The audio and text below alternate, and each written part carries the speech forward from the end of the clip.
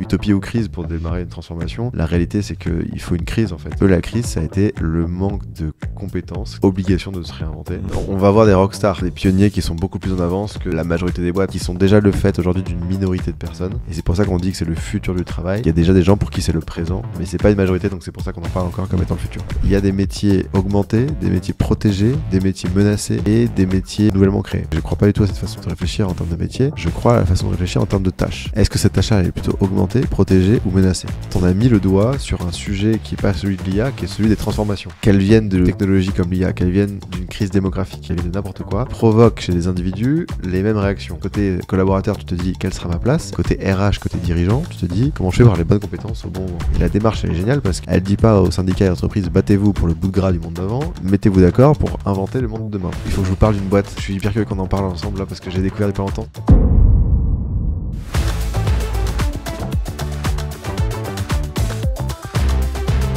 Bienvenue sur Dimension RH, c'est votre nouveau podcast dédié aux leaders RH actuels ou futurs qui veulent faire rentrer la fonction RH dans une nouvelle dimension. Et c'est pour vous aider dans vos projets et vos enjeux que nous invitons des explorateurs et des exploratrices du monde de l'entreprise à venir partager leur parcours de vie ainsi que leurs meilleures pratiques du monde RH. Bienvenue sur le podcast encore une fois et bonne écoute. Samuel, on est super content de t'avoir aujourd'hui au micro de Dimension RH, le podcast de Thinkaigo, pour ce nouvel épisode du coup. Alors, pour moi, Samuel, t'es un ovni dans le monde RH. T'es un ovni, c'est un compliment, hein, je précise, et spécialisé sur le futur du travail. Ouais. Alors, brièvement ton parcours, et je te laisserai te présenter après. Donc, depuis 2019, tu explores le monde et les mutations du monde professionnel au travers des documentaires. Tu en fais un par an, notamment. On va en parler tout à l'heure. Tu partages du coup tes découvertes via tes documentaires, mais pas que, aussi d'autres formats comme des BD et aussi beaucoup de conférences. Et alors ça, c'est un chiffre qui m'a impressionné. Tu as collaboré sur ces 5 années avec plus de 250 entreprises. Ouais, même plus je pense encore, mais ouais. Ça fait dont des très beaux noms, donc waouh, c'est impressionnant. Du coup, ce que je te propose au menu de la conversation qu'on va avoir aujourd'hui, plusieurs choses. On va parler, le fil conducteur, ça sera le futur du travail, qui est ce que tu portes, c'est ce que tu vas chercher au travers de tes documentaires. Mm-hmm. Et on va notamment zoomer sur les derniers reportages que tu as pu faire, donc faire un zoom sur l'IA au travail, comment ça se matérialise, ce que ça veut dire, qu'est-ce que tu as observé, qu'est-ce que tu en retiens. Idem pour le sujet de ton année qui est autour des compétences. Ouais. Et, spoiler, on va se projeter sur aussi le futur et ce que tu prévois de faire l'année prochaine autour du management. Mm-hmm. Explorer déjà les choses et les apprentissages que tu en retires.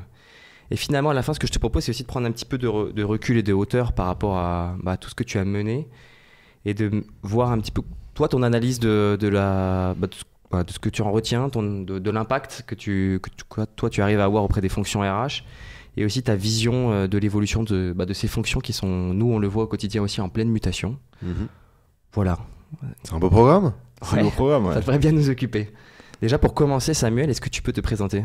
Ouais, ravi d'être là, merci pour l'invitation. Ça fait 6 ans maintenant du coup que j'explore ce sujet des transformations du travail. J'ai démarré en réalisant une Learning Expedition où je suis parti à la rencontre de pionniers qui avaient des pratiques innovantes en matière de management, d'organisation, d'outils, de façon d'envisager le travail. Et j'ai fait ça quand j'étais étudiant en école de commerce pendant ma césure. Et en rentrant, j'ai écrit un rapport d'études qui racontait tout ce que j'avais appris. Et en fait, en l'écrivant, je me suis dit que c'est un sujet qui me plaisait beaucoup parce qu'il était sans fin. Déjà, tu tires un fil, en fait, t'en découvres d'autres que tu tires aussi, qui t'amènent sur d'autres fils. Et c'est assez cool. Mais que c'était pas le bon format, c'était pas assez ludique un rapport d'études. Et je sais que vous avez été consultant, donc en plus, vous voyez exactement. Et tu te dis, ok, tu t'écris un rapport. Et j'ai mis toute mon âme, tout mon cœur dedans. J'ai passé 1 an à le faire. Il est génial, mais je veux pas juste que ce soit quelques RH qui le lisent. Je veux que ce soit beaucoup plus large, cette réflexion-là. Et donc, tu dis, c'est quoi les médias qui existent pour arriver à faire exister quelque chose qui est sur un sujet sérieux, pas très marrant, la transformation du travail, les RH, mais en fait arriver à le faire exister auprès du grand public. Et le documentaire m'est vite apparu comme étant le format le plus cool, parce que je m'étais moi-même surpris à regarder des documentaires sur des sujets qui m'intéressaient pas, mais où j'étais rentré par le format, j'étais resté, et je me suis dit on va faire ça. Et donc je me suis jamais lassé de ce format. J'en ai fait 5, on prépare le 6e, et puis en cours de route on a rajouté d'autres Médias, effectivement, tu l'as dit, des bandes dessinées. J'ai rajouté une expo photo, plus récemment des comedy clubs aussi, et des conférences. Donc je crois qu'aujourd'hui, l'activité work in progress, elle est d'aller regarder quelles sont les meilleures pratiques des transformations du travail auprès de pionniers, souvent avec une dimension internationale, et ensuite de les rapporter en France et d'essayer de diffuser ça sous des formats les plus pertinents possibles en fonction de l'audience, et idéalement ludiques, pour qu'on s'amuse. Et quand tu t'es lancé, tu avais déjà cette vision d'en faire plusieurs. D'un point de vue vraiment entrepreneurial, ça a été quoi l'aventure, les apprentissages?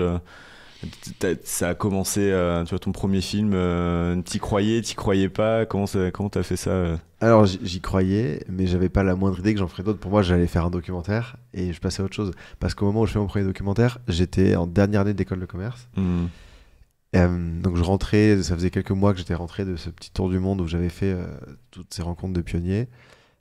Et à ce moment-là, c'était le tout début du Covid. C'était en fait, c'était en juillet 2020. Donc on est juste à la réouverture du premier confinement, entre les deux.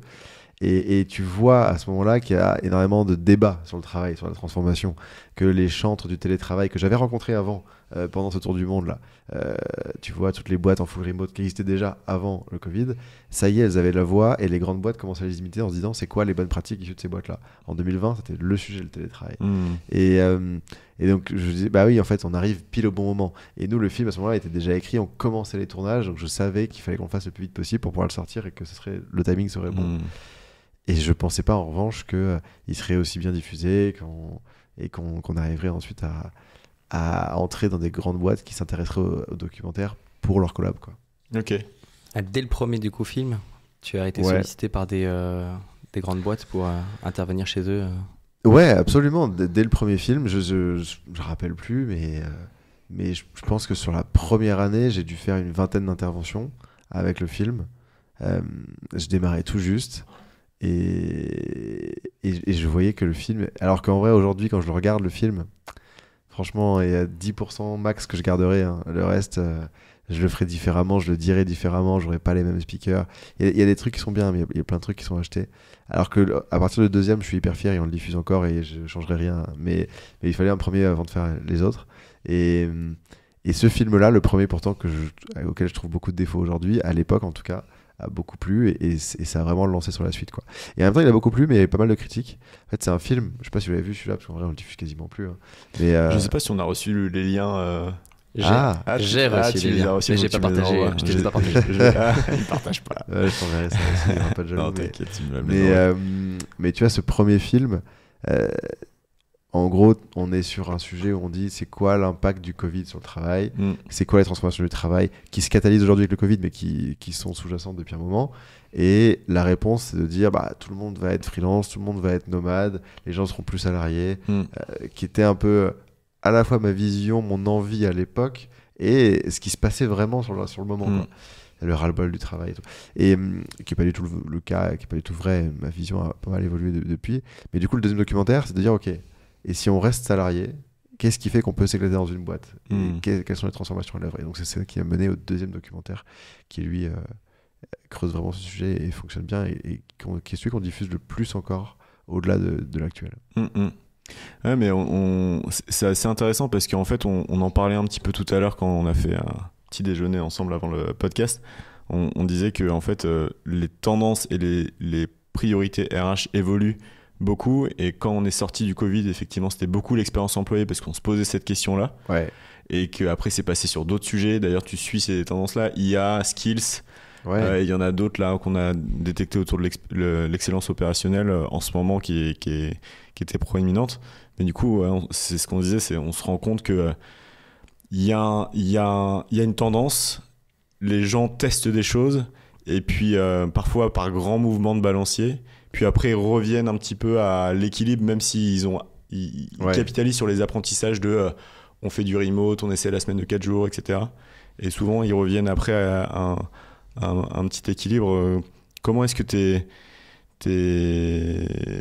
enfin, de toute façon je pense qu'on va l'explorer, mais comment est-ce que tes documentaires, toi c'est vraiment de la prospective, tu vas chercher les bonnes pratiques les plus extrêmes? Est-ce que c'est complètement applicable? Est-ce que tu as déjà eu des retours de DRH là-dessus en disant Et je pense qu'il faut un peu les deux. On va avoir des rockstars, on va avoir des pionniers qui sont beaucoup plus en avance que la majorité des boîtes. En fait, c'est d'ailleurs comme ça que je le définis, le futur du travail. Tu vois. Quand je définis le futur du travail, je dis c'est un ensemble de bonnes pratiques qui permettent d'améliorer à la fois le bien-être et la performance au travail. Et qui sont déjà le fait aujourd'hui d'une minorité de personnes.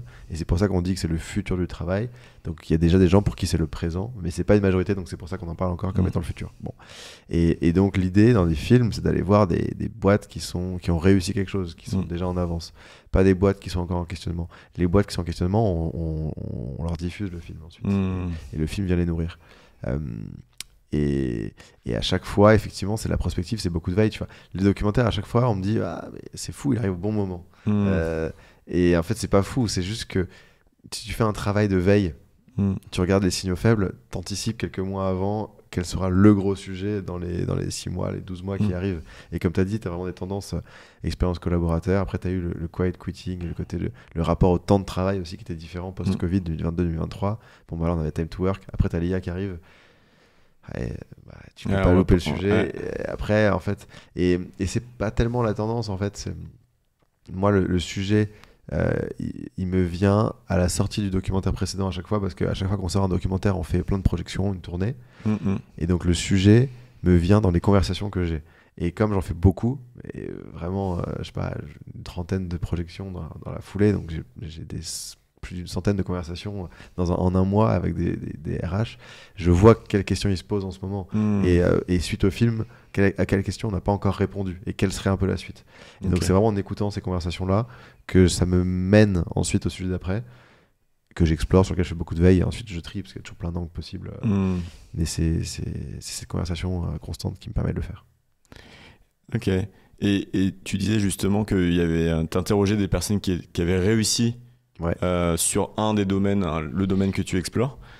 Est-ce que tu as décelé un pattern qui fait que tu vois que si par exemple 2 sociétés se lancent dans l'IA ou dans la partie skills-based organization ou peu importe le sujet, qu'est-ce qui fait qu'il y en a une qui réussit et c'est génial et il y en a une qui essaye et en fait ça va pas jusqu'au bout ou il l'incarne pas complètement Tu veux dire des clients, des boîtes qui se lancent sur un projet IA ou même dans, tu vois, quand tu as interrogé, donc nous on a vu le dernier avec les ateliers Tufuri, avec la boîte au Danemark, etc. Qu'est-ce qui fait que en fait eux ils ont réussi à vraiment prendre ce sujet dans son ensemble et l'intégrer pleinement dans leur entreprise? C'est une bonne question. Je pense que ça dépend vraiment des boîtes, c'est très différent de l'une à l'autre. Pour Atelier Tufuri, c'est qu'ils n'ont pas le choix. C'est qu'en fait, ils ont hérité d'une entreprise sur laquelle il n'y avait pas de savoir-faire. Enfin, il y avait un savoir-faire dans l'entreprise, mais le savoir-faire n'existait plus, donc tu ne pouvais pas recruter. Ils sont au fond d'une région enclavée, au fond des Cévennes, au milieu de la Lozère. Et donc, en fait, tu n'as pas accès à des... En fait, les gens, ils viennent bosser là-bas parce que c'est la boîte qui était connue à l'époque et ils se disent ok, ça pourrait être cool de le faire, mais ils n'ont pas les compétences. Donc pourquoi est-ce qu'ils se disent on va former les gens pendant 2 ans et demi? Parce qu'il n'y a pas de compétences. C'est les gens qui y a autour en fait. C'est les gens qui y a autour et qui bossent sur place et ils n'ont pas les compétences, donc en fait tu les formes. Et donc en fait tu les formes, donc ils acquièrent rapidement une expertise si précise qu'ils sont capables de te dire mieux que toi, patron, ce qu'il faudrait faire. Donc en fait, tu les écoutes et tu te mets sur un management qui est très différent de ce que tu as appris en école d'ingénieur ou de commerce. Et en fait, Julien, quand il était à l'avant-première, il disait, je me rends compte avec le film, qu'il y a des gens qui ont théorisé des choses que nous on fait avec l'observation du quotidien et du bon sens. Et ça, c'est un truc qu'on dit un peu dans le film aussi, c'est que utopie ou crise pour démarrer une transformation, la réalité c'est qu'il faut une crise en fait, il faut les effets d'une crise. Donc, au Danemark, au Japon, ou là dans ce film avec Tufuri, c'est la même chose, il faut que tu aies les premiers effets d'une crise pour être touché. Eux, la crise, ça a été le manque de compétences qui existent sur leur activité. Donc en fait, obligation de se réinventer. Et après, ça part, je pense, du terrain, du bon sens, de l'humilité du dirigeant qui est capable de se remettre en question et de se dire qu'est-ce qu'on peut faire différemment, qu'est-ce qu'on peut faire de mieux. Je suis à l'écoute de toutes les bonnes idées qu'il peut y avoir dans la boîte. Et le fait d'aller au bout de l'idée, je pense que c'est vraiment de se dire on n'a pas le choix. Il faut qu'on le teste. Et quand tu vois que les premiers résultats fonctionnent, tu dis ok, bah en fait, allons-y à fond, quoi. Et c'est intéressant parce que ça permet de voir les crises de manière différente et de les voir comme une opportunité de vraiment prioriser les sujets sur lesquels on va bosser et d'y aller à fond.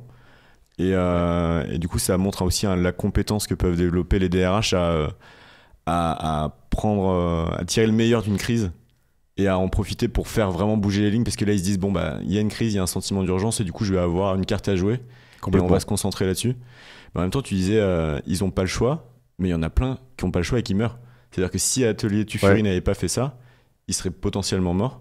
Et eux on n'en parle pas, mais du coup ils ont le choix en fait. Ils ont le choix entre l'incarner ou alors en fait peut-être disparaître, mais c'est juste qu'on les interroge moins facilement ces personnes-là, j'imagine. Enfin ça pourrait être intéressant. D'ailleurs on en parlait pour le management, peut-être intéressant d'aller voir des boîtes gens qui ont brillé à un moment donné et pour lesquels le management a changé et qui brillent peut-être moins aujourd'hui.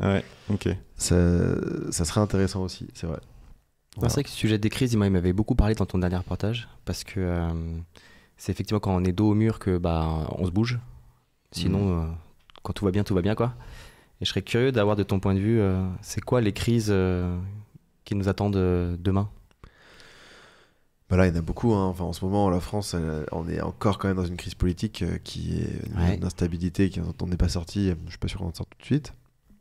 Tu as la crise géopolitique à l'échelle mondiale qui est toujours là. Et après, tu as des tendances plus profondes qui sont pas liées à la conjoncture des 5-10 prochaines années, mais qui sont plus profondes encore. Tu as la transformation, tu as la transition verte, tu as la crise démographique,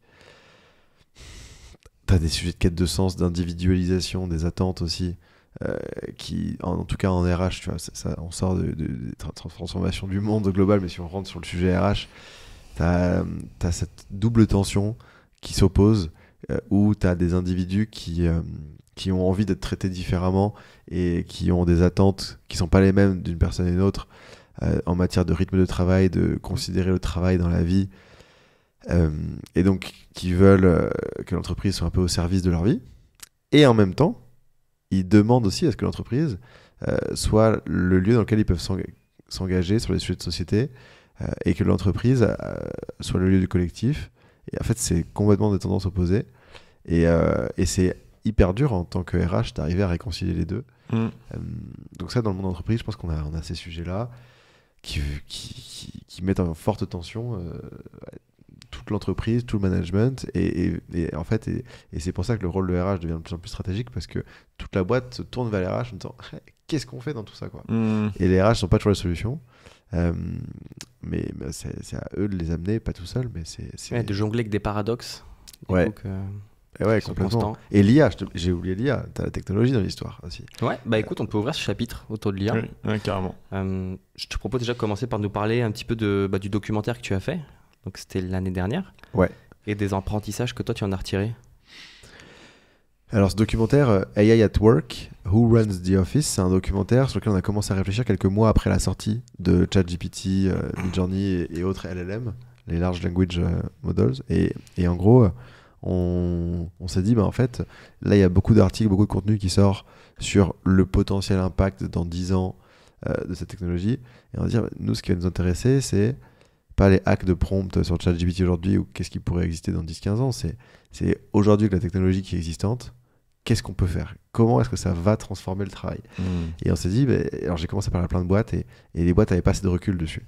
Donc s'il y avait quelques boîtes qui avaient du recul, c'est les boîtes qui elles-mêmes développaient les outils d'intelligence artificielle générative, qui avaient pu le tester en interne en tant que client zéro et qui avaient du coup pu voir l'impact que ça avait sur leur propre organisation.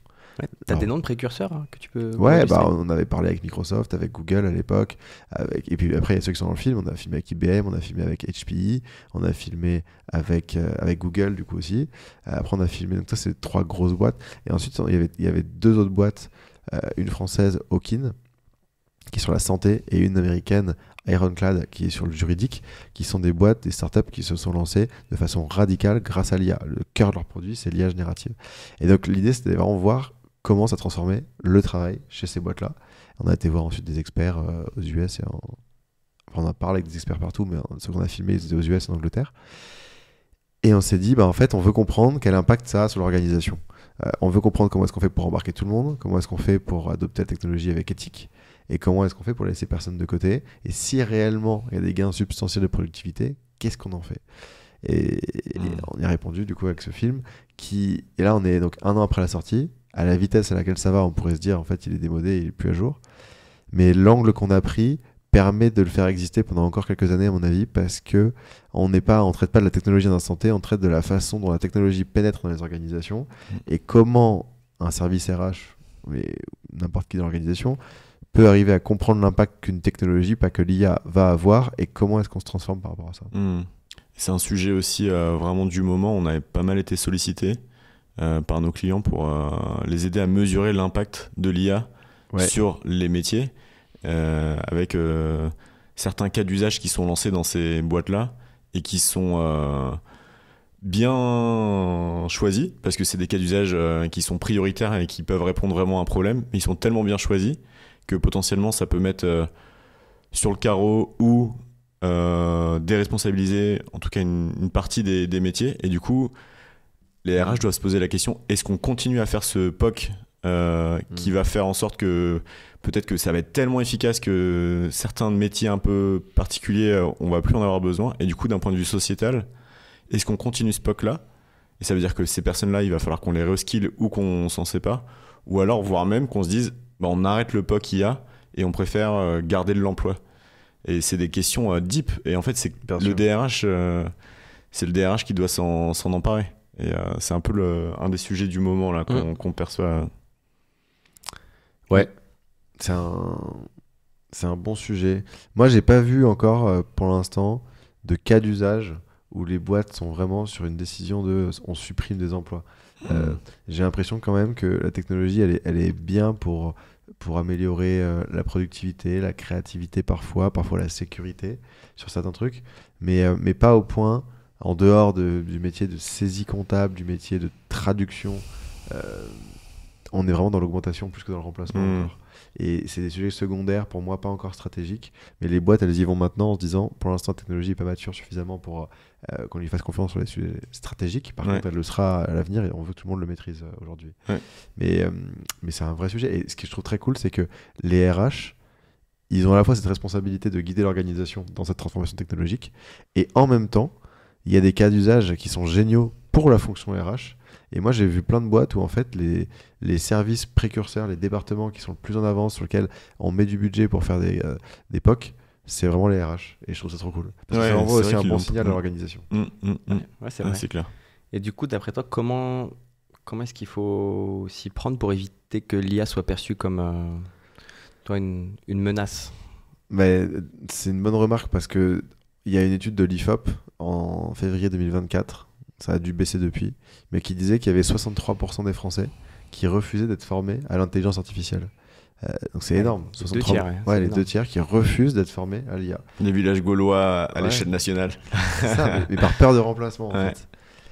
Et donc il y a un vrai sujet de l'amener avec la bonne communication et surtout d'embarquer tout le monde, parce que les gens qui sont réfractaires, c'est les gens qui pourraient potentiellement le plus être remplacés le jour où ça devient un prérequis pour tout le monde. Parce qu'ils se sont détournés, les autres ont avancé. Bon. Alors, quand on lit des études des grands cabinets de conseil ou de Goldman Sachs, tu vois, c'est de dire 300 millions de jobs qui vont disparaître dans les prochaines années. Moi, je n'y crois pas. Mais ça fait peur. Et en fait, la façon dont ils réfléchissent, c'est de dire il y a des métiers augmentés, des métiers protégés, des métiers menacés et des métiers nouvellement créés. Et moi, je ne crois pas du tout à cette façon de réfléchir en termes de métiers. Je crois à la façon de réfléchir en termes de tâches. Et ça, c'est un exercice, si vous nous écoutez, RH, que vous pouvez faire dès que vous avez fini la vidéo, c'est de prendre une feuille et un crayon et de faire la liste des tâches que vous effectuez dans une journée, dans une semaine, et ensuite de vous dire, est-ce que cette tâche-là est plutôt augmentée, protégée ou menacée? Et donc pour ça, on répond à des questions. En fait, la tâche, est-ce qu'elle repose sur beaucoup d'interactions humaines? Est-ce qu'elle repose sur du jugement, de la créativité, de l'empathie, de la dextérité? Plus c'est le cas, moins la tâche elle va être menacée. Est-ce qu'elle repose sur le traitement d'une grande quantité de données? Si c'est le cas, elle risque d'être menacée.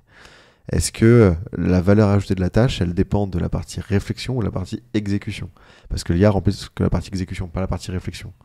Et puis, est-ce que c'est une tâche stratégique, critique, ou est-ce qu'on est à l'aise avec l'idée que de temps en temps, il y a des erreurs? Genre, typiquement, rédiger une offre d'emploi, on va repasser dessus. Mais si elle se plante dans 20% des cas, c'est pas hyper grave. Sélectionner un candidat, ça c'est hyper grave si jamais elle se plante. Donc en fait, on va pas forcément lui faire confiance là-dessus.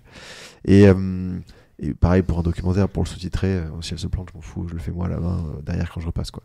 Mais du coup, l'idée, c'est d'avoir cette liste de tâches et se dire, ok, donc d'un côté, il y a des tâches qui sont menacées, des tâches qui sont augmentées. Et pour ça, il faut que je trouve les bons outils d'IA, soit pour les déléguer, soit pour m'augmenter et trouver les bons cas d'usage. Et c'est ma responsabilité, RH ou pas RH d'ailleurs, d'arriver à trouver les bons outils et les cas d'usage. Et pour pouvoir passer le plus de temps possible sur les tâches qui sont dites protégées, là où j'ai le plus de valeur, et potentiellement de faire de nouvelles tâches aussi avec ce temps qui est récupéré. Ça, c'est la théorie. Et ça existe, ça fonctionne, ça marche comme ça. La pratique, c'est que après, c'est un truc qui a pénétré à l'échelle très personnelle, très individuelle. Et j'ai du mal à voir des boîtes qui, à l'échelle, ont réussi à embarquer tout le monde dans cette même réflexion-là.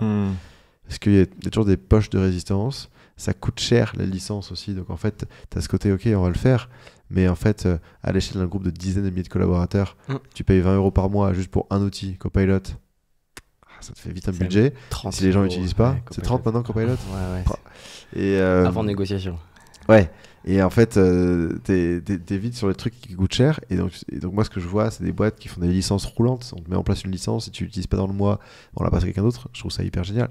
Mais je sais pas, aujourd'hui, on est peut-être à 5%, 10%. Dans les boîtes les plus en avance, peut-être 15% de gens qui ont été formés et qui ont des cas d'usage qu'ils ont pu implémenter dans des grandes boîtes. Je parle sur des PME, c'est très différent parce que tu parles des gens qui s'en saisissent naturellement et qui arrivent à faire essaimer ça dans l'organisation rapidement. Ouais, la boîte que je connais la plus mature, et ils sont que 600, c'est Alan sur l'IA. Ils sont très matures, avec un taux d'adhésion, ils ont communiqué récemment là, de 100% pour tous leurs collaborateurs. Donc c'est énorme. Chaque semaine, 100% des collaborateurs utilisent l'IA. Ils étaient à 85% en fin d'année dernière. Donc c'est beau, mais ils ne sont que 600. Mais ça reste très. Et ils sont très beau. nativement. Partie de leur culture. Ouais, ça fait partie de toute la technologie. Ça, si demain on invente n'importe quoi à la téléportation, ils vont être 100% à l'utiliser. Enfin, ils ont une culture très poussée. Très avant-gardiste, tout à fait. Et culture avant-gardiste, boîte tech, mais surtout, à mon avis, c'est parce qu'en fait, dès l'entretien d'embauche, ils recrutent des gens qui sont autonomes. Et ils ont un process qui est là pour valider le fait que les gens sont autonomes parce que leur management, t'as pas de management, t'as une totale transparence, on te demande de demander de l'aide quand il faut, mais sinon d'être autonome. Et donc en fait, c'est des profils parfaits pour quand t'as une nouvelle technologie, se dire j'ai la curiosité d'aller regarder et je m'en saisis. Mais c'est aussi intéressant parce qu'on le voit, il y a une personne que tu connais aussi, qui est une de nos clientes et qu'on va d'ailleurs recevoir, Anne Farah, côté Safran, où ils ont fait le choix de renforcer la culture digitale en mettant une DRH responsable de la transformation digitale. Et ça, c'est un levier qui aide une boîte qui, à la base, a une culture très industrielle c'est vrai. à aller vers une culture plus digitale. Mais ça demande des moyens. Et c'est typiquement elle qui peut gérer le sujet de l'impact de l'IA sur les métiers. Mais effectivement, les RH se sont directement appropriés le sujet avec des conférences, des formations, un peu de discussion autour de ça. Mais derrière, de le mettre à l'échelle, ça demande du temps. Mais je pense qu'en fait, c'est OK. C'est petit à petit. Et puis peut-être qu'ils vont le faire autour des crises. Il va y avoir un POC qu'ils vont lancer qui va peut-être chambouler un petit peu un métier. Bon, on va accompagner ce métier-là. Ça ne sert à rien de l'accompagner... toute l'organisation sur l'IA, c'est accompagnons déjà ceux qui sont vraiment touchés fortement là-dessus. Mais ce qui est intéressant, c'est que pour une boîte industrielle et grande comme Safran, en fait, l'IA, elle est déjà là depuis un moment. Pas l'IA générative, mais l'IA restreinte. Dans les applications industrielles, ils en ont déjà, en fait, à fond. Donc ça, c'est pas ceux, à mon avis, qui auront le plus de mal, mais pour l'intégrer, même si c'est hyper intéressant, ce côté RH, DSI, on en voit quand même de plus en plus des tandems comme ça qui n'existaient pas avant. Et en fait, aujourd'hui, ils bossent ensemble, main dans la main, et ils ont un rôle stratégique. Mais le RH, vraiment, a eu le rôle stratégique depuis 2020, j'ai l'impression. On lui a donné ce rôle-là et on ne l'a pas lâché. Ça fait que monter. C'est de plus en plus stratégique et c'est génial. Enfin, on et est là-dessus, ça me fait penser ce que tu dis à Moderna, l'entreprise américaine qui fait les vaccins, notamment avec l'ARN messager, qui a promu en début d'année 2025 sa DRH en la mettant aussi DSI et DRH, et cumule les deux mandats. Et c'est vrai que quand j'ai lu ça au début, j'étais fait waouh, c'est quand même deux mondes très différents, mais la façon dont c'est expliqué, c'est très cohérent parce qu'ils sont très portés sur l'IA, et comme c'est c'est très tech aussi, mais très humain Ouais. avant tout. Et bah, du coup, ils ont mis les deux ensemble. Ah bah c'est vrai, c'est logique. Hein. Ils ont des milliers d'agents en interne. Enfin, c'est vraiment une culture très développée chez eux. Parce que c'est une boîte qui a un peu plus de 10 ans, donc qui est assez récente. Ils sont 5 ou 6 000, quelque chose comme ça. En tout cas, ouais. Enfin, c'est la première fois que je voyais une DRH et DSI et c'est la même personne. Ah ouais, c'est assez rare, effectivement. J'avais pas d'autre en tête. Peut-être bien que tu ailles l'interviewer pour Ouais, j'ai tellement de trucs à faire. Il y a des boîtes de ouf que je découvre tout le temps, c'est trop moi, j'avais une autre tendance de fond qu'on commence à observer autour de l'IA, c'est le sujet de la maîtrise de l'expertise. Aujourd'hui, l'expertise, elle est portée par l'humain, qui s'appuie sur l'IA. Donc l'humain a l'expertise, l'IA vient aider à augmenter, gagner un peu en productivité. Mais l'humain est paresseux de nature.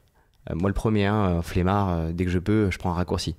Du coup, le risque, c'est que y a un système de vase communicant qui se fasse et que du coup, l'expertise soit portée par l'IA et plus par l'humain.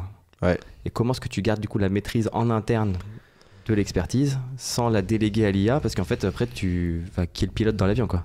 Non, mais c'est clair. Gros risque de perte en compétence si tu te remets à l'IA systématiquement. Et c'est pour ça que dans mes conférences, ce que je raconte, c'est qu'il faut pas mettre des guidelines où tu dis on utilise l'IA de telle façon-là.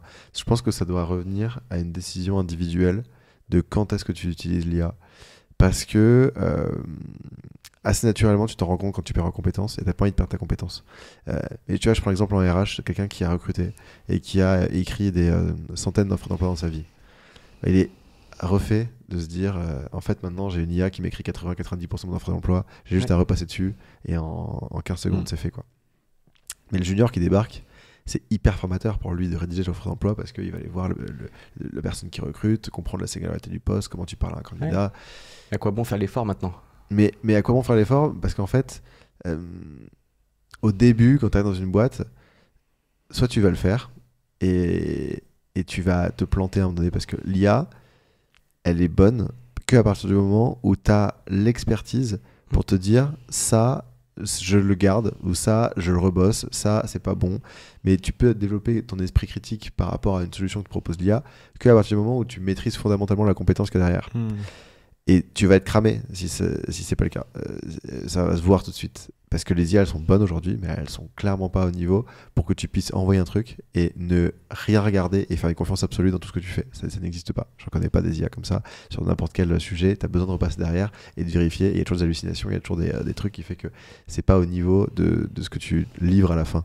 Mais tu peux t'appuyer dessus comme un très bon compagnon qui t'augmente là-dessus. Et donc ça doit rester individuel.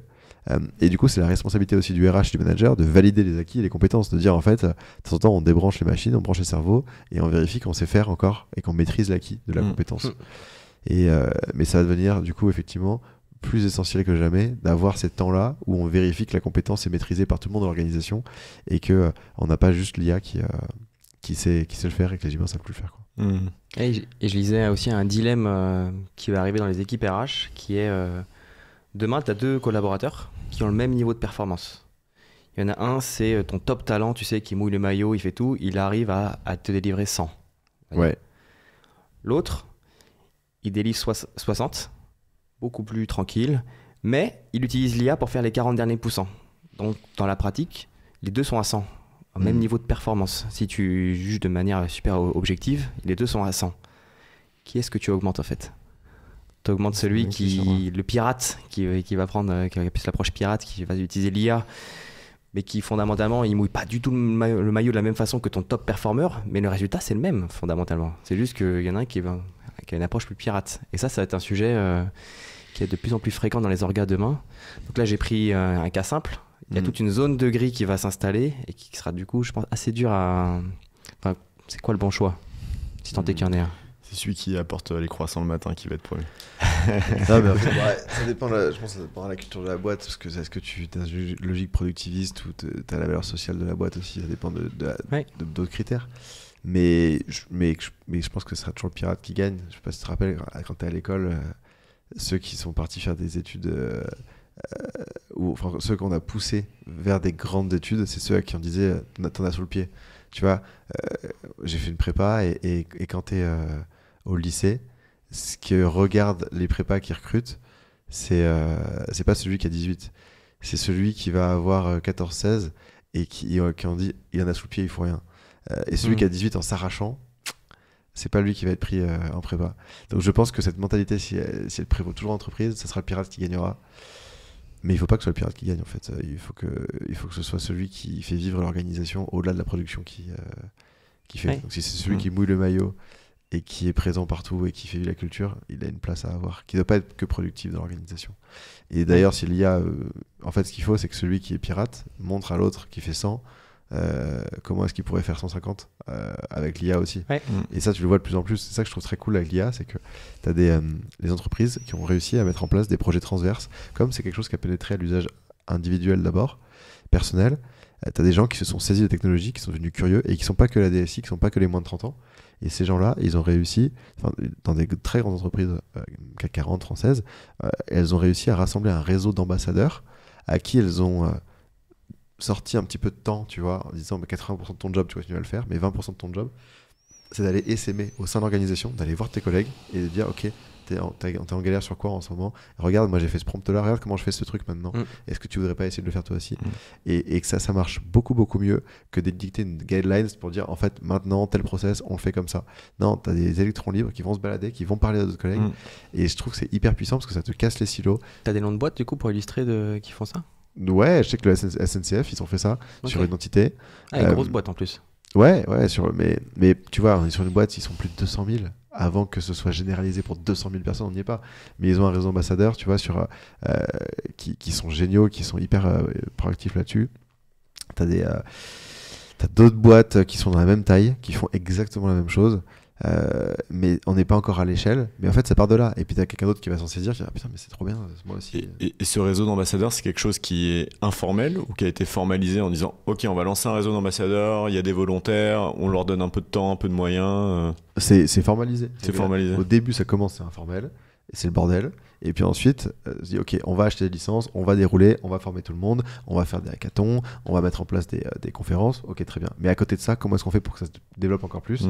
Hop, on fait appel aux ambassadeurs et c'est ça mis en place. C'est génial ça. Mais c'est trop bien.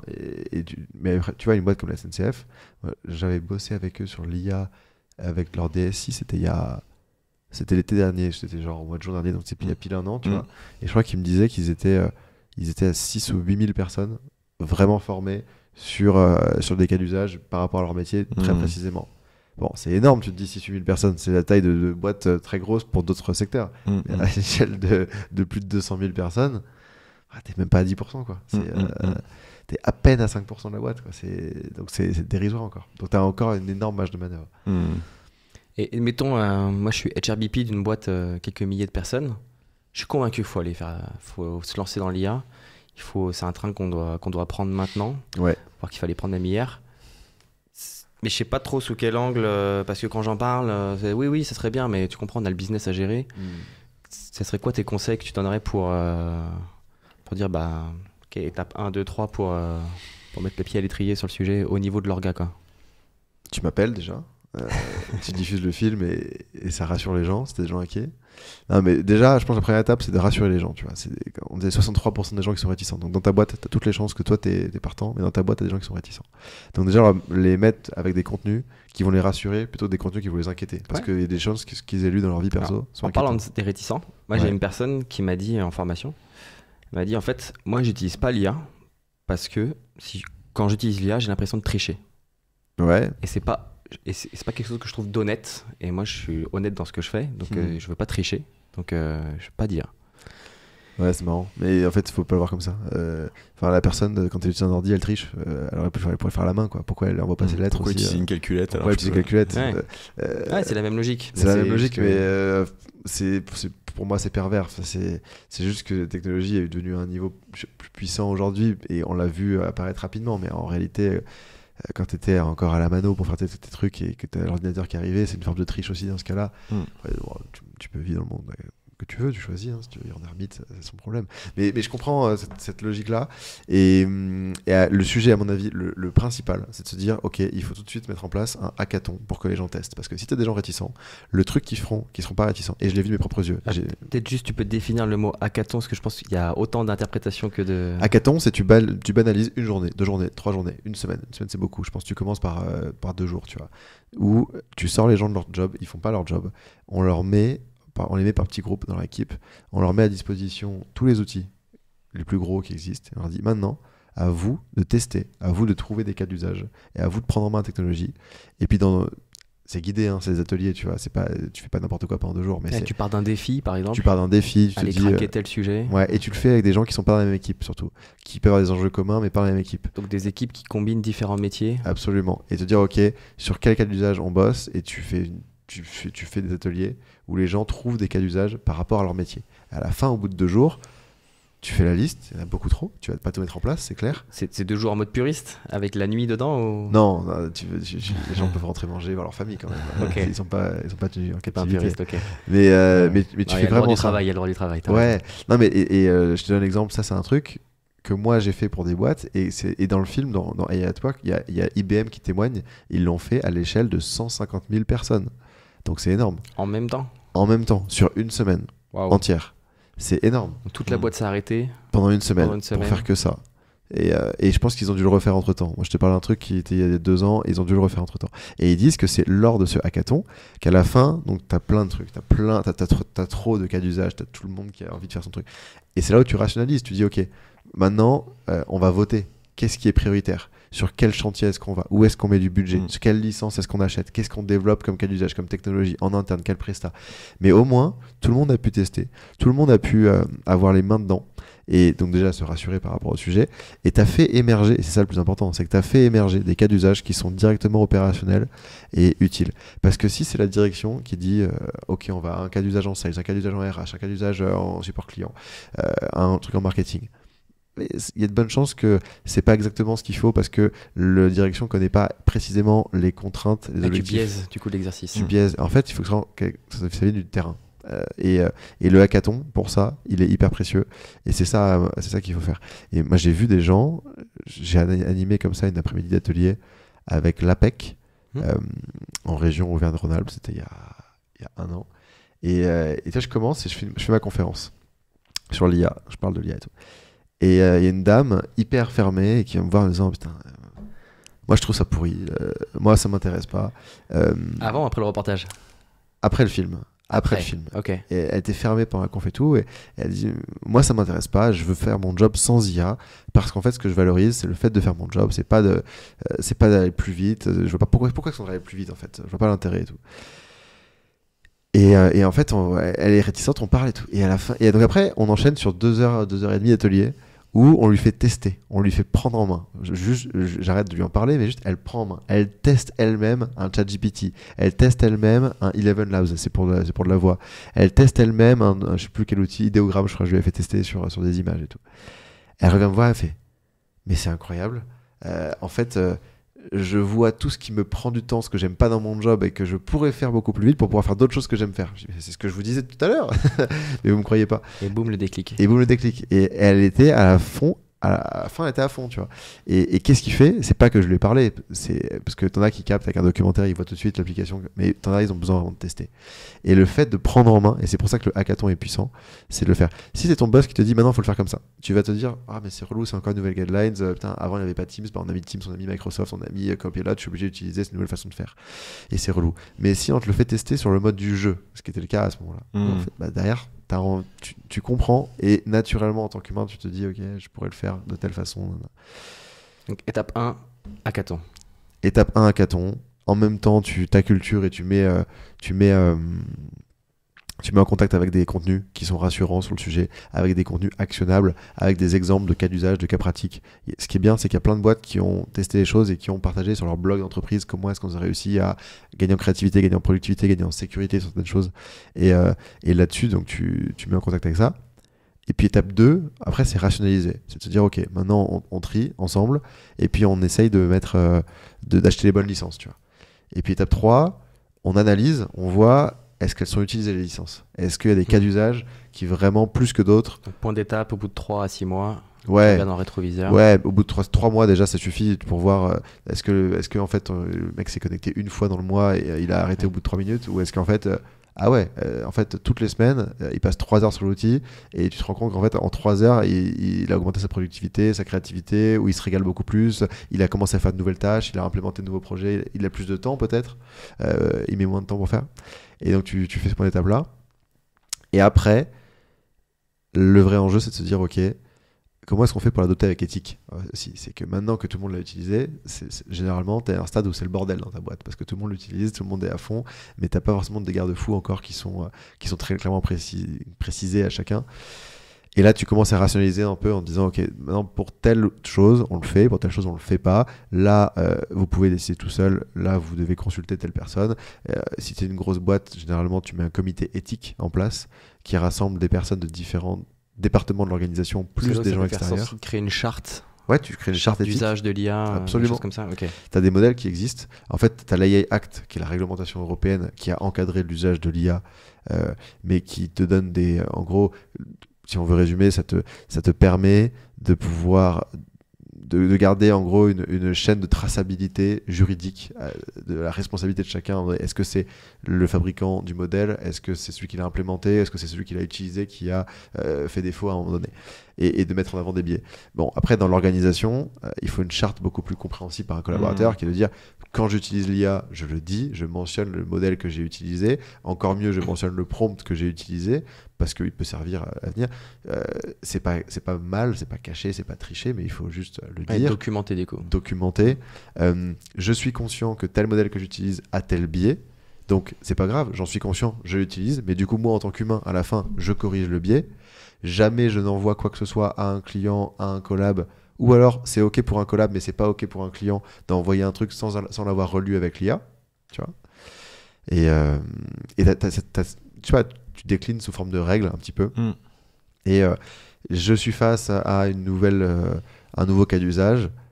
Est-ce que je peux décider seul de si j'y vais avec l'IA ou pas, ou est-ce que je dois consulter? Et si je dois consulter, je consulte qui? Voilà. Et bon, ça c'est dans une petite boîte. À l'échelle d'une grosse boîte, tu as un comité éthique. Mais c'est intéressant effectivement même c'est important de faire cette charte une fois que tu as les gens qui se sont lancés dessus. Sinon, tu vas faire une forteresse qui va pas du tout être adaptée à ton contexte. Et du coup, il faut aussi être OK pour relâcher un petit peu les chevaux et même designer ça. Ça veut dire que ça se fait pas par miracle, quoi. Le fait de commencer par une conférence, un hackathon, tester les choses, suivre les sujets et après de dire ok, on va mettre une charte éthique, ça se design dans ces étapes-là. Et ça, c'est la responsabilité des DRH. En tout cas, c'est une responsabilité que les DRH peuvent prendre. Et en soi, c'est une super mission, quoi. Il y a de quoi s'éclater à fond, quoi. Il faut le faire dans ce sens-là. Et la dernière étape, mais je crois qu'il n'y a aucune boîte qui est encore là. J'aimerais bien qu'elle y arrive. Mais la dernière étape, c'est de se dire, ok, donc là maintenant, dans l'organisation, peut-être que là, ils y sont, tu vois, on parlait de 100% d'utilisation, peut-être que la dernière étape, c'est de se dire, ok, donc là, on utilise tous l'IA, on l'adopte avec éthique parce que maintenant les gens sont formés, on a une charte assez claire. Maintenant, on va avoir des gains de productivité. Qu'est-ce qu'on en fait de ces gains de productivité? Est-ce qu'on va juste servir plus de clients, produire plus, faire de la croissance? Si on n'en parle pas, c'est ce qui va se passer, parce qu'en fait, des micro-minutes que tu grattes à droite à gauche, tu remplis ta journée encore plus avec d'autres choses. Est-ce qu'on va se dire, ok, j'en mets pas plus dans mon assiette, mais par contre, je fais en sorte que ce soit... je passe plus de temps à faire ce que je faisais déjà avant. J'améliore la qualité de ce que je fais. Ou alors, est-ce que je réduis le temps de travail? Et c'est un débat à avoir, à mon avis, avec toute l'organisation, pour que tout le monde ait intérêt à faire remonter les gains de productivité. Parce que si tu le fais pas, il y a des chances que tu aies des gens qui trouvent des gains de productivité grâce à une IA, qui ne le fassent pas de la bonne façon d'ailleurs, et que ces gains de productivité, ils restent auprès de la personne, et qu'elle ne dise jamais. Et du coup, l'organisation n'en profite pas. Et du coup, toute l'organisation n'en profite pas, exactement. Donc c'est un peu ce que tu disais, il va être à 100%, il va mettre 10 heures, le mec qui va se donner tout seul sans l'IA, il va mettre aussi 10 heures, alors qu'en réalité, celui qui utilise l'IA, il mettrait 6 heures, mais les 4 heures, il n'en fait pas profiter. Il va pas le dire en fait. Et c'est exactement ça. Et c'est ce qu'on veut pas qu'il arrive, évidemment. Donc, il y a des chances que ça se produise quand même. Ouais, si jamais tu dis juste grâce à l'IA, vous bossez plus et tu rajoutes une pile de dossiers jusque-là. là, les gens, effectivement, ils vont se dire, j'ai pas envie de le faire. Ouais. Mais si tu leur dis, qu'est-ce qu'on fait, les gars? Votons tous ensemble. Et moi, je le fais voter sur les conférences que je donne. Je fais voter, je dis, si vous aviez 100 points de productivité, comment est-ce que vous l'alloueriez entre croissance, augmentation de la qualité et baisse du temps de travail? Et en fait, on arrive quasiment tout le temps à un score de parité où tu as un tiers, un tiers, un tiers. Intéressant. Et tu te dis, bah, en fait, et peu importe le public. Et tu te dis, bah, en fait, c'est ça qui est intéressant, c'est de se dire, si jamais on fait tout ça, tout le monde est gagnant. Tout le monde est gagnant. On va tous baisser un petit peu notre temps de travail, on va tous augmenter un peu plus ce qu'on fait, et on va tous avoir plus de temps pour faire mieux ce qu'on faisait déjà avant. En fait, c'est intéressant. Et c'est pas juste un collègue qui, dans son coin, fait son truc, c'est toute la boîte. Ouais, c'est intéressant, mais j'ai l'impression que l'IA il va y avoir des nouvelles tendances dans l'IA, et pendant les années qui viennent, tu vois, chacune des étapes, on va pouvoir, limite, tu vas pouvoir refaire un documentaire là-dessus, on va avoir à chaque fois des modes d'accompagnement différents, et cette étape-là, ça arrivera dans 2 ans, dans 3 ans, en fait, on en sait rien. Phase 2 où t'as gagné une certaine maturité.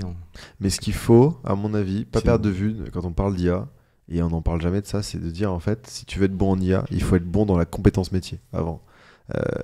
Quelqu'un qui est très bon en prompt, ça changera rien s'il pige rien à son métier, et s'il a pas il comprend pas clairement la valeur de ce qu'il fait. Et tu vois, un bon prompt battra jamais quelqu'un qui connaît précisément son métier, parce que à la fin, c'est du jugement. C'est dire, ok, est-ce que là j'ai été assez loin? Est-ce que là, parce que l'IA te produit un résultat qui est moyen, est-ce que là, ce résultat moyen, il suffit pour ce qu'on doit faire, ou est-ce qu'en fait, il faut faire l'extra mile, il faut aller plus loin, il faut creuser? Et ça, il n'y a que moi qui peux le faire.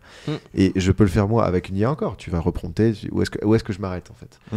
Et si tu es au niveau basique d'utilisation de l'IA, bah, tu as des réponses moyennes en fait. Et si tu es très très bon en prompt, mais tu n'es pas très bon en prompt parce que tu as passé des heures à prompter avec l'IA, tu es très bon en prompt parce que tu as passé des heures à prompter avec l'IA et parce que tu maîtrises précisément ce que tu sais faire. Et sinon, tu n'as pas de jugement, tu n'as pas d'esprit critique. Que je dis à mes clients, je dis un très bon prompt va t'amener un 7 ou un 8 sur 10 en termes de qualité. Ouais. Et si tu veux le chercher le 9 ou le 10, pas le choix, faut que tu mouilles le maillot, quoi. Bien sûr.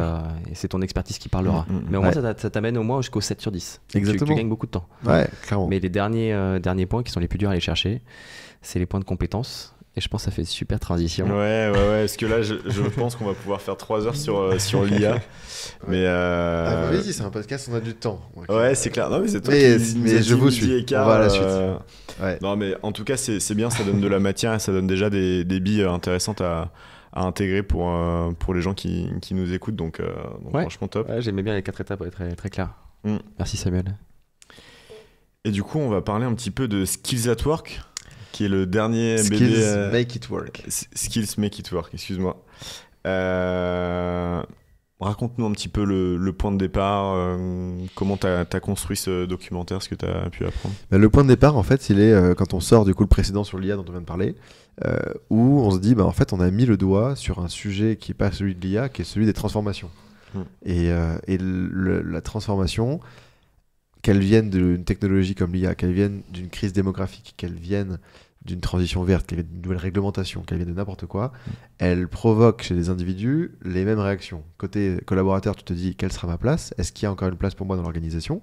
Côté RH, côté dirigeant, tu te dis, comment je fais pour avoir les bonnes compétences au bon moment? Et donc, c'est à ces questions-là qu'on a essayé de répondre avec ce film, en allant voir des experts sur le sujet, et puis des boîtes qui ont dû vivre des grandes transformations et qui se sont rendu compte que la compétence était au cœur de ce sujet de transformation. Et on a pris 3 grands sujets de société: la crise démographique au Japon, la transition verte au Danemark, et puis une transformation de modèle de production avec l'atelier Tuffery en France. Ok. Et ça va être intéressant, la crise démographique au Japon, parce qu'effectivement, c'est ce que tu expliquais dans le documentaire. Ils vivent aujourd'hui ce qu'on va vivre dans quelques années. Les entreprises voient la pyramide des âges. On en parle avec certains DRH, ils regardent, ok, elle arrive, c'est comme une grande vague qui arrive sur nous. Ouais. Elle est encore un peu loin. Et du coup, le système de crise que tu disais, j'ai l'impression qu'elle est encore un peu trop loin pour que ce soit branle-bas de combat. Ouais. Et en même temps, on sait qu'elle arrive, donc on commence à se bouger un petit peu. Et au Japon, en fait, ils sont dedans. Et ça a été quoi, du coup, les gens que tu as interviewés et qui ont réussi à mettre la compétence au centre, c'était quoi ce qu'ils ont mis en place? Bah en fait, le truc, c'est que tu l'as bien dit, c'est qu'en fait, on se bouge pas tant que la crise, elle est pas à notre porte. Et même au Japon, et ça, c'est un phénomène. Autant l'IA, tu peux dire, bon, j'étais pris de court, j'ai pas vu venir, la vague a débarqué. Autant, ça, c'est un truc qui est documenté. Genre, le Japon, il savait que la population C'est vieillissait. mathématique, c'est que ça arrive. Ça se voit, Ouais. tu vois. Les gens, ils vieillissent, la population vieillit, les gens font plus d'enfants. Donc, tu le vois venir. Et en même temps, ils n'avaient pas pris d'action jusqu'à ce que ce soit vraiment critique, absolument. Et en France, il y a déjà des boîtes. Qu'est-ce qui leur a fait dire que c'était critique ? Pyramide des âges où t'as que des gens hyper âgés dans la boîte, t'as plus aucun jeune, et donc t'as des compétences clés qui se perdent, et ton savoir-faire qui fait la valeur de ta boîte, il est entre les mains de gens qui quittent le marché du travail dans des 3 ans, et tu te dis comment je fais. Puis t'as plein de gens qui partent à la retraite, donc ça te coûte cher, Mais oui, même s'ils n'ont pas le même système de retraite au t'as ce Japon. sujet-là, et t'as surtout le sujet qui est de dire le modèle social du Japon ne fonctionne pas. Il n'y a pas assez de jeunes qui payent les retraites des personnes plus âgées. Donc en fait, tu es obligé. Comme en France, hein. Alors oui, mais à un stade beaucoup plus grave, où c'est-à-dire que t'as bossé toute ta vie pendant 40 ans au Japon avec un bon salaire, tu as une retraite de 700 euros. Tu vis pas à Tokyo avec 700. Et donc en fait, tu as une obligation financière de bosser plus longtemps en tant que senior. C'est ce qui fait que les gens bossent, c'est clairement au début une histoire d'argent. Mais la différence principale, c'est qu'ils voient pas ça comme un fardeau comme chez nous, où en fait le travail est tellement identitaire pour eux. C'est un sentiment d'utilité, c'est le lien social, que la retraite est vue comme une rupture totale. Et donc ils ont besoin de continuer à travailler. Même ceux qui pourraient s'arrêter parce qu'ils ont assez mis de côté pour leur carrière, ils ont gagné plein d'argent, ils bossent encore, ils sont bénévoles, ils font d'autres trucs. Alors, du coup, les entreprises, il y avait trois grands enjeux. Le premier enjeu, c'est de dire, on veut que les gens, quand ils quittent le marché du travail, ils aient transmis les compétences clés à d'autres personnes de l'organisation. Comment est-ce qu'on fait pour que les seniors transmettent ces compétences clés? Donc c'est de la coopération intergénérationnelle de l'organisation, c'est leur assigner un rôle de mentor, leur assigner un rôle de consultant, où ils vont, pareil, essaimer avec leurs compétences de droite à gauche dans la boîte pour former d'autres gens. Si jamais les gens bossent jusqu'à 70 ans, comment est-ce qu'on fait pour s'assurer que jusqu'au bout de leur carrière, ils aient encore les bonnes compétences, tu vois? Ce que tu as appris au début de carrière, tu vois, si ton métier n'a pas trop évolué, peut-être qu'il n'est plus du tout à jour, donc il faut t'assurer. Donc ils ont mis en place des plans sélectifs de formation dès 55 ans. Je ne te parle pas de toutes les boîtes japonaises, là je vous parle des boîtes qu'on a filmées, qui sont un peu précurseurs, un peu les rockstars du truc par rapport aux boîtes moyennes japonaises. Donc plan sélectif de formation, on te dit à 55 ans, tu veux t'arrêter à 60 ou pas? Non, ok, bon bah du coup, on va te reformer. Et peut-être même que si tu avais un job qui était pénible, on va te reformer à des métiers sur lesquels il n'y a pas de pénibilité au sein de l'organisation, pour que tu puisses le faire plus longtemps.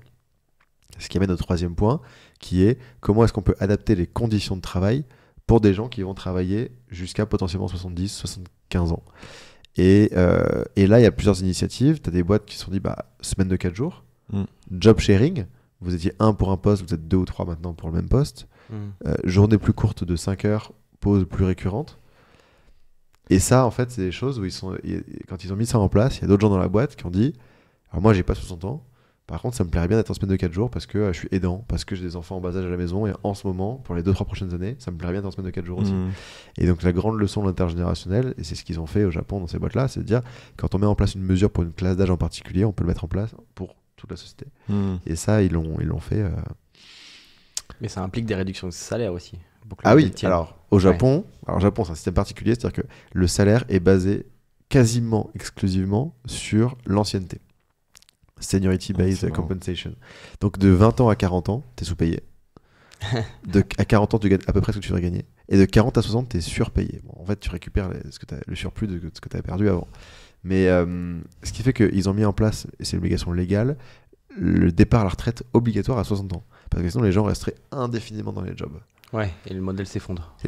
Mais en même temps, ils veulent que les gens travaillent plus longtemps. Donc ils peuvent pas les foutre à la retraite à 60 ans, c'est pas possible. C'est une deuxième vie pro qui commence donc à 60 ans. Ouais. On te dit, ok. Tu vas être payé moins cher. Tu vas être payé moins. Et ils disent, Nicolas, est-ce que vous voulez continuer à bosser dans la boîte? Et vous dites oui. Et là, on vous dit, ok, très bien, tu vas faire le même job, mais tu vas être payé 30% de moins. Et les Japonais disent oui. Et donc ils ont ce modèle-là.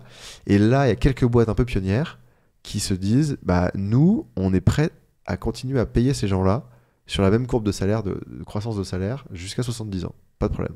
À condition qu'ils aient les compétences. Et donc, on va commencer à arrêter cette histoire de recrutement et de compensation, de paiement en fonction de l'ancienneté. Et on va commencer à le faire en fonction des compétences. Et ça, c'est une énorme révolution pour les boîtes japonaises. Dans la culture, ouais. Absolument. Je fais une petite digression sur. Ça me fait penser à la semaine de 4 jours ou en 4 jours en France. Ouais.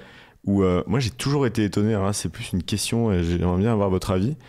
Que j'ai l'impression que tout le monde s'accorde à dire en France que si on part sur une semaine qui va être en 4 jours, de 4 jours, à chaque fois je confonds, mais en gros on va travailler 4 jours dans la semaine. De 4 jours du coup, ouais. De 4 jours. Enfin, ouais. Qu'on garde le même salaire.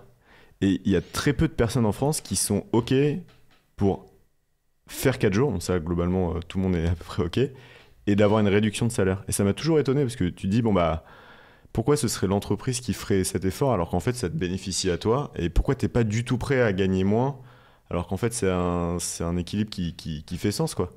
Et c'était presque une question tabou, enfin ah bah non, on va être payé exactement de la même manière. Ça m'a toujours étonné. Mais parce que ça existe déjà, c'est un 80%. Ouais. T'es un 80%, mais les gens, en fait, ça dépend quel job, mais t'as quand même une inflation et une pression sur le pouvoir d'achat aujourd'hui où les gens ils sont ric-rac et donc t'as besoin de sous et tu pourrais pas baisser ton salaire de 20%, quoi. Et c'est un peu prendre le beurre et l'argent du beurre, quoi. Tu vois, c'est. Je pense que ça dépend de ce que tu fais. C'est la nature humaine aussi. Ouais, mais ça m'étonne que ce soit, tu vois, on n'ose même pas le remettre en question, ça, tu vois. Mais oui, après c'est le 4/5e. Mais après, t'as beaucoup de 4/5e, c'est des temps pleins dissimulés. Mais t'es payé 80%. Ouais, et de l'autre côté, t'as des 5 jours où tu bosses. En fait, tu bosses en réalité 4 jours et pendant un jour, tu fais semblant de bosser. Tu fais du présentéisme, tu expliques que t'as bossé. Ouais. C'est du faire savoir. Et donc, il y a des gens qui disent, mais moi je m'en fous en fait de faire savoir. J'ai fait mon boulot, donc en fait, pourquoi laissez-moi tranquille et je le fais en 4 jours. Je comprends ceux qui ont envie de se barrer et qui n'ont pas envie de faire du présentéisme, quoi. Ouais, non, je comprends. Mais il y a aussi l'intérêt de perso et l'intérêt de la société aussi qui peut y trouver un avantage assez direct. Ouais, mais bon, la plupart des boîtes qui mettent en place la semaine de 4 jours, à part quelques pionniers, mais la majeure partie des boîtes, si tu regardes en France, c'est des boîtes qui gagnent très bien leur vie. Bah, C'est des modèles SaaS, en gros. Software as a service, donc des logiciels sur lesquels tu as une rentabilité prédictive en avance. Et donc tu peux te permettre de te dire, ok, mais en fait la boîte prend un risque financier si jamais elle perdait en productivité. La réalité c'est que c'est pas le cas et que ça fonctionne bien pour celles qui le font dans les règles de l'art. Et donc en fait tout le monde s'y retrouve à la fin, quoi. Il y a d'autres cas aussi où c'est des projets de cœur.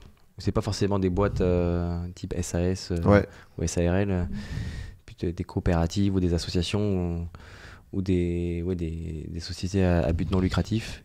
Et du coup, c'est un projet de cœur parce que c'est directement lié avec un trait culturel de l'organisation. Et du coup, c'est très cohérent, quoi. Où il y a Jérôme Frito aussi qui est venu au micro de ce podcast où c'était pour des personnes qui ne pouvaient pas faire de télétravail parce que dans leur métier, ils pouvaient pas. Il n'y avait pas un salaire énorme et ils avaient du mal à recruter.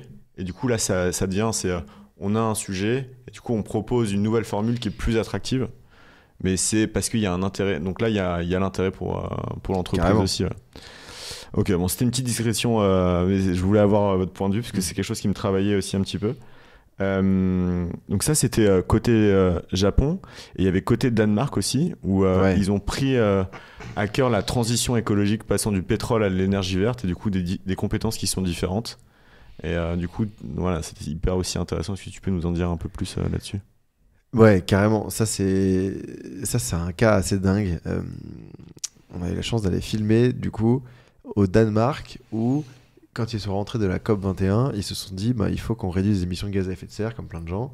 Et le gouvernement s'est dit, en fait, on va demander aux entreprises et aux syndicats de travailler main dans la main sur un plan pour arriver à transformer les entreprises et donc les activités. Donc, concrètement, tuer des activités, transformer certaines et en créer de nouvelles, pour continuer à être rentable et compétitif sur la scène internationale, mais en même temps atteindre les objectifs. Et c'est là déjà dans toute la démarche qui est géniale. C'est une relation tripartite entre État, syndicats et entreprises. Et la démarche, elle est géniale parce qu'elle ne dit pas aux syndicats et aux entreprises « battez-vous pour le bout de gras du monde d'avant ». Elle dit « mettez-vous d'accord pour inventer le monde de demain ». Et ce qui s'est passé, c'est que du coup, ils ont identifié des métiers qui allaient disparaître à horizon 2 ans, 4 ans, 6 ans, 8 ans, 10 ans, et de nouveaux métiers qui allaient pouvoir être proposés. Quand tu dis « ils », c'est qui? C'est syndicats et entreprises. Ensemble. Ensemble, se sont mis d'accord. Ils ont fait une projection sur les 10 prochaines années des métiers. Exactement. C'est un exemple de métier qui disparaît, qui est remplacé par un... Ouais, donc nous, on a été filmés au port d'Eschberg, qui était le premier port d'hydrocarbures du pays, qui est devenu aujourd'hui le premier port d'énergie renouvelable du pays, mais même d'Europe. 80% de tout ce qui est offshore éolienne, ça passe par ce port-là, en Europe.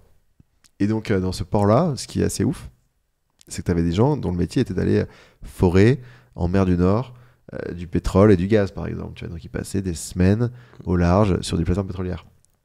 Et on les a reformés pour être marins qui va installer des éoliennes offshore aussi.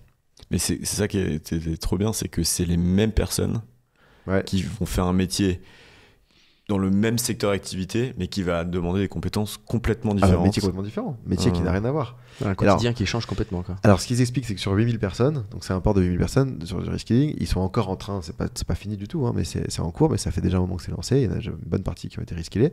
Il y en a certains pour qui le métier change fondamentalement. Tu étais sur la plateforme offshore, tu faisais du pétrole, tu vas faire l'éolienne, rien à voir. Pour d'autres, tu es au port, tu conduis, je sais pas, par exemple, des transpalettes ou tu conduis des énormes grues qui lèvent des charges lourdes. Bon, que tu lèves des charges lourdes pour l'industrie pétrolière ou tu lèves des charges lourdes pour des éoliennes, ça change pas fondamentalement ton job. Mais tu changes quand même d'activité. Et donc pour certains, c'était très simple parce qu'en fait, une formation d'une demi-journée ou d'une semaine, ça règle le problème, tu fais la transition. Une nouvelle machine, un nouveau truc. Pour d'autres, c'est des mois et tout. Et ce que j'ai trouvé très fort dans la façon de le faire, c'est que ils ont laissé le temps long. C'est qu'ils ont dit, voilà, en fait, ton job, toi, il va disparaître dans 2 ans, dans 3 ans, dans 4 ans, on arrête l'activité. Nous, tu peux très bien pouvoir le faire ailleurs, mais il y a de bonnes chances que la tendance globale, c'est qu'on arrête l'activité partout, et dans le monde, ça va suivre aussi. Donc en fait, nous, ce qu'on te propose, c'est de te former sur, et voilà l'éventail de métiers qu'on t'offre. La formation, elle est prise en charge, et tu peux la faire en parallèle de ton activité. C'est-à-dire que là où tu veux partir 6 mois en mer pour les forêts, en fait, tu partiras que 4 ou 5 mois, et tu vas te former le reste du temps. Et l'année d'après, tu partiras que 2 mois et tu iras te former. Et puis l'année d'après, tu partiras que 1 mois. Et l'année d'après, tu pourras commencer à exercer ton nouveau métier 6 mois de l'année et puis ton ancien métier 6 mois de l'année. Parce qu'en fait, la transition n'est pas encore complètement faite. Et le fait d'avoir donné le temps long, la perspective aux gens, fait qu'ils ont réussi à embarquer tout le monde. Des personnes qui se disent non, moi je veux continuer à faire du pétrole toute ma vie dans la mer du Nord. Tout le monde était embarqué par le projet. Et les syndicats ont joué un énorme rôle. Là-bas, les syndicats, ils sont quasiment obligatoires. Quand tu rentres dans une organisation, tu dois te syndiquer. Ça veut pas dire que tu dois être actif dans le syndicat, mais tu dois te syndiquer. Donc, tu as une représentativité beaucoup plus forte des actifs que nous, on a, où nous, c'est 8 ou 10%. Et c'est de la fonction publique, je pense que c'est pas grand-chose. Donc, les syndicats, ils disent pas grand-chose des actifs en France, alors qu'ils disent vraiment beaucoup là-bas. Et ils ont un rôle qui est presque managérial de développement des talents. C'est le syndicat qui va te voir, qui te dit, toi, ton job, en fait, il va disparaître dans 3 ans. Voilà ce qu'on te propose. Ils ont un mandat RH. Ils ont un mandat RH, ils ont un bout, ils empiètent un peu sur les RH, tu vois. Et donc, à la fois les entreprises et le gouvernement, là-bas, soulignaient le côté constructif des syndicats et le fait qu'ils auraient clairement pas réussi à faire ce qu'ils ont réussi à faire en transition verte si jamais les syndicats n'avaient pas joué leur rôle là-dessus. Et les syndicats sont hyper en avance. Donc, c'est donner le temps long, c'est accompagner avec la formation. Et en même temps, l'État, en parallèle, avait légiféré suite à ce que leur avait dit le rapport d'entreprise syndicat pendant 1 an qui s'était mis d'accord. Ok, on légifère, donc telle activité, vous allez la supprimer. Donc dans ce cas-là, on va commencer à mettre des subventions sur la formation, on va commencer à taxer aussi. Exemple tout bête, c'est le fuel vert, ça coûte 3 à 4 fois plus cher que le fuel standard. Bon, bah en fait, tu taxes et tu subventionnes l'un et l'autre pour que ce soit au même niveau et que les armateurs, il n'y a aucun qui fasse le choix de prendre du fuel standard parce qu'en fait, à prix égal, tu as intérêt à prendre un fuel qui ne pollue pas. Voilà. Et le temps que le prix s'équilibrer naturellement par le marché. Quoi. Et ce qui est intéressant, c'est qu'ils n'étaient pas au pied du mur. C'est ça, ouais. Non, ils n'étaient pas au pied du mur, mais en même temps, c'est une société qui est riche. Alors, le Danemark, c'est 6 millions d'habitants. Ils sont riches et ils sont riches des revenus du pétrole. Et donc, le meilleur moment pour le faire, c'est maintenant. Mais aujourd'hui, les plus gros investisseurs dans les renouvelables, c'est les Chinois et c'est l'Arabie Saoudite. L'Arabie Saoudite, ils sont en train d'investir mais massivement dans le renouvelable. Ils doivent se réinventer complètement, ouais. Et alors qu'aujourd'hui, ils tirent les revenus du pétrole, mais ils savent bien en fait que ça ne durera pas tout le temps. Donc ils n'ont pas la crise qui arrive maintenant. Mais en même temps, on est sur une industrie qui met tellement de temps avant de commencer à rentabiliser tes éoliennes. Le jour où tu te dis je vais installer une éolienne là, et le jour où elle sort et elle produit et tu l'as rentabilisée, il se passe des années. Je crois que ça a mis 20 ans pour commencer à être rentable. Mais c'est ça qui est fort, c'est que ça donne... Il y a vraiment une opportunité en tant que leader RH de se dire je vais avoir une vision et je vais la porter tellement haut et tellement fort que ça va pouvoir driver un changement profond dans l'entreprise. Mais ça veut dire que je sors de mes enjeux RH classiques du moment qui sont le day-to-day et je me dis en fait la transition de mon industrie, la transition technologique vers l'IA, ils vont peut-être pas prendre tous ces sujets en même temps. Mais ils peuvent se dire ok, j'y vais et en fait ça va être mon cheval de bataille et limite je vais être reconnu pour ça et je lâcherai rien quoi. Et en fait c'est ça aussi, on est content de parler de ça pendant ce podcast parce que c'est vraiment l'objectif de ce podcast, c'est d'inspirer assez des leaders RH pour qu'ils se disent allez, il y a un sujet qui est important pour moi, pour mon entreprise, je le prends, mais je vais aller au bout et je vais faire les trucs dans les maîtres, state of the art et ma boîte va être reconnue pour ça parce que j'ai vraiment le sentiment, je te posais la question au tout début, c'est qu'est-ce qui fait qu'il y en a pour qui ça marche et qu'est-ce qui fait qu'il y en a pour qui ça marche pas. J'ai une conviction hyper forte, c'est qu'il y a un moment, il y a un leader qui dit on fait ça et on va rien lâcher et on va l'incarner jusqu'au bout. Atelier Tu Fury, tu voyais qu'en fait c'était tellement incarné que c'est ça qui c'est pour moi c'est le critère de succès numéro 1 quoi. Il y a un moment, il faut qu'il y ait quelqu'un qui soit tellement convaincu qu'il arrive à convaincre tout le monde quoi. C'est absolument ça. Et quand tu vas chez Tu Fury, tu te dis en fait le discours des patrons a infusé complètement parce qu'en fait elles te disent toutes la même chose des couturiers. Ouais, ils ont tous le même discours, ils ont tous des étoiles dans les yeux, mais c'est parce qu'il y a un moment, il y a un espèce de prophète qui est arrivé et qui avait des étoiles dans les yeux alors que tout le monde voyait tout le monde était dans le noir quoi. Ça me fait penser, j'ai un de mes partenaires, c'est le groupe actuel et donc le président c'est Samuel Tual et quand tu parles avec tous les gens dans la boîte, je sais pas, j'ai rencontré une 10-15 personnes, ils en parlent tous avec des étoiles dans les yeux. Le président a cette vision. Et ils déclinent cette vision-là, eux, dans leur job, mais ils en parlent et tu te dis, ok, là, il y a un leadership, tu vois, qui a réussi un truc, et il y a une vision, et tout le monde en parle, aligné de la même façon, et avec un respect pour c'est pas le gourou, tu vois, du coup, mais pour la personne qui a amené cette vision-là, qui est hyper fascinant et que j'ai pas vu partout en fait. T'as plutôt tendance à cracher sur le patron généralement, ou en tout cas pas à faire des louanges sur le patron et à essayer de te distancer de sa vision à lui en disant mais moi je le ferais différemment si j'étais à son poste et tout.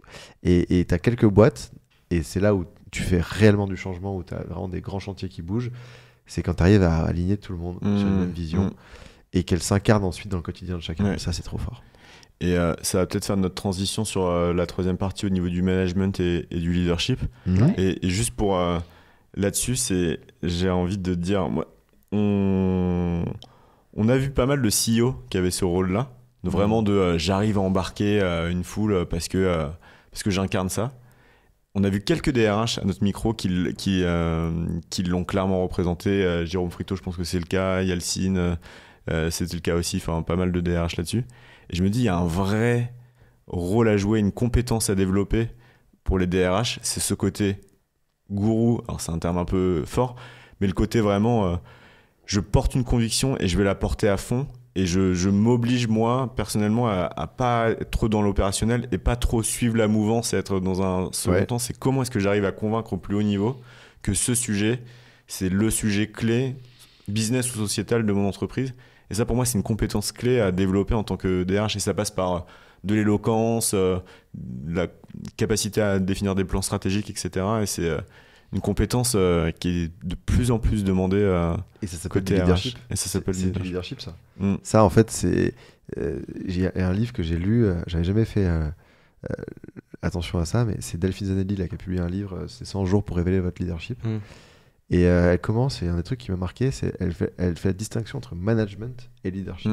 J'avais jamais réfléchi à ça. Et en fait, et ce que tu viens de dire, tu as raison, les RH, ils ont besoin de ça. C'est ce que tu as décrit, c'est du leadership. Et le leadership, c'est une posture. Alors que manager, c'est un rôle, tu vois, que tu as dans l'organisation, c'est une position, c'est un rôle et tu dois manager ou tu ne dois pas manager, mais tu es manager. Mais le leadership, tout le monde peut l'avoir, peu importe le rôle que tu as dans l'organisation, c'est une posture. Et effectivement, on a de plus en plus des RH qui ont du leadership et donc qui sont écoutés pour les projets qu'ils portent, pour les convictions qu'ils portent, la manière dont ils le portent. Et ça se développe, c'est des compétences qui se développent. C'est des compétences qui se développent. Super transition. Du coup, sur le prochain reportage que tu nous prépares autour du management au sens large, est-ce que tu peux nous en dire un peu plus en avant-première ? Ouais, alors je serai moins loquace que sur les autres parce que justement on est en train de le faire, donc pas parce que je veux vous cacher l'information, mais parce que on est vraiment au balbutiement. Mais en fait, les conversations donc, vous l'avez compris, hein, c'est toujours un documentaire qui en amène un autre. Les conversations qu'on a beaucoup avec Skills Make It Work, c'est ce sujet de se dire comment... On est tous d'accord pour avoir envie d'avoir l'entreprise apprenante. Comment est-ce que tu fais, quel management, quel leadership pour déployer cette entreprise apprenante? Plus largement, quel management, quel leadership pour arriver à ce que l'entreprise s'engage sur les sujets de société et réellement qu'ils tiennent à cœur, tu vois, qu'on prenne un sujet. C'est pas on a écouté un podcast, on a vu un film, on a lu un livre et on le met en place. C'est qu'est-ce qui fait qu'on passe à l'action, tu vois. Quel management pour ça? Et comment est-ce qu'on rend attractive à nouveau cette fonction managériale qui a perdu aussi de sa superbe et qui est plus attirante comme elle l'était il y a quelques années, quoi. Et donc on va essayer de défricher tout ça. Management pas évident parce que sujet, je pense que ça sera un très très dur comme film à faire. Et, je dirais qu'en fait c'est bizarre, mais il y a des documentaires qui sont faciles à faire. Ils sont toujours compliqués parce qu'on se challenge et on veut faire un truc à chaque fois différent, et sur la forme, sur le fond, on teste des choses. Mais tu vois, l'IA pour moi était facile parce que quoi qu'on raconte dessus, ça marchait parce que c'était le buzz du moment. Ce qui fait qu'il marche encore, c'est parce qu'on a bien bossé dessus et on l'a fait un peu différemment de ce sur quoi on aurait pu le faire. Mais il était pas, enfin, pour moi c'était un succès assuré, l'IA, parce qu'il arrivait au bon moment, quoi qu'il en soit. Tu mettais des têtes d'affiche dessus. C'était skills pas évident parce que tu prends un sujet qui est très RH, tu veux l'emmener sur un sujet de société. Et donc t'as un enjeu où t'as un truc très niche et il faut arriver à le sortir pour que ça soit un documentaire qui parle à tout le monde. Pas évident du tout, on s'est un peu cassé les dents et jusqu'au moment de la sortie, je savais pas s'il allait plaire ou pas, tu vois. Et c'était un peu un pari. Bon. Non, mais il était incroyable, on le recommande fortement. Ouais, merci. Et moi, ça reste mon préféré aujourd'hui des 5. On n'est pas payé pour dire ça. Hein. Ouais. Non, c'était vraiment très gros travail. Ouais, merci. Mais on s'est éclaté à le faire, mais jusqu'au bout, on savait pas. On se dit, putain, de quoi on s'embarque avec cette histoire. Bon. Et là, management. On aurait même adoré que ça dure 2 heures en vrai. Mais je suis d'accord avec toi. Et en fait, si c'était à refaire. Pas 2 heures, mais tu fasses une version longue. Ouais, mais je mettrais 3 minutes de plus. C'est l'éditeur Scott. 3 minutes. 3 minutes de plus. T'as 3 minutes. Très dur en égo, Samuel. Okay. Non, mais c'est qu'en fait, nous, on veut faire un doc qui soit hyper dense, tu vois, qui soit hyper punchy, qui soit dynamique. Et à la fin, on le taillade, on le hache, on met des coups de boucher dedans. C'est un truc de fou. Mais c'est ce qui permet de le garder compact, digeste aussi en entreprise. Ouais, c'est vrai. Parce que le format de diffusion, c'est aussi ça, c'est la production d'entreprise. Donc il faut que ça puisse être digeste et on puisse parler plein de trucs. Et management, en fait, c'est très différent parce que c'est un sujet sur lequel il y a tout qui a été dit, tout qui a été écrit depuis des années, énormément de choses.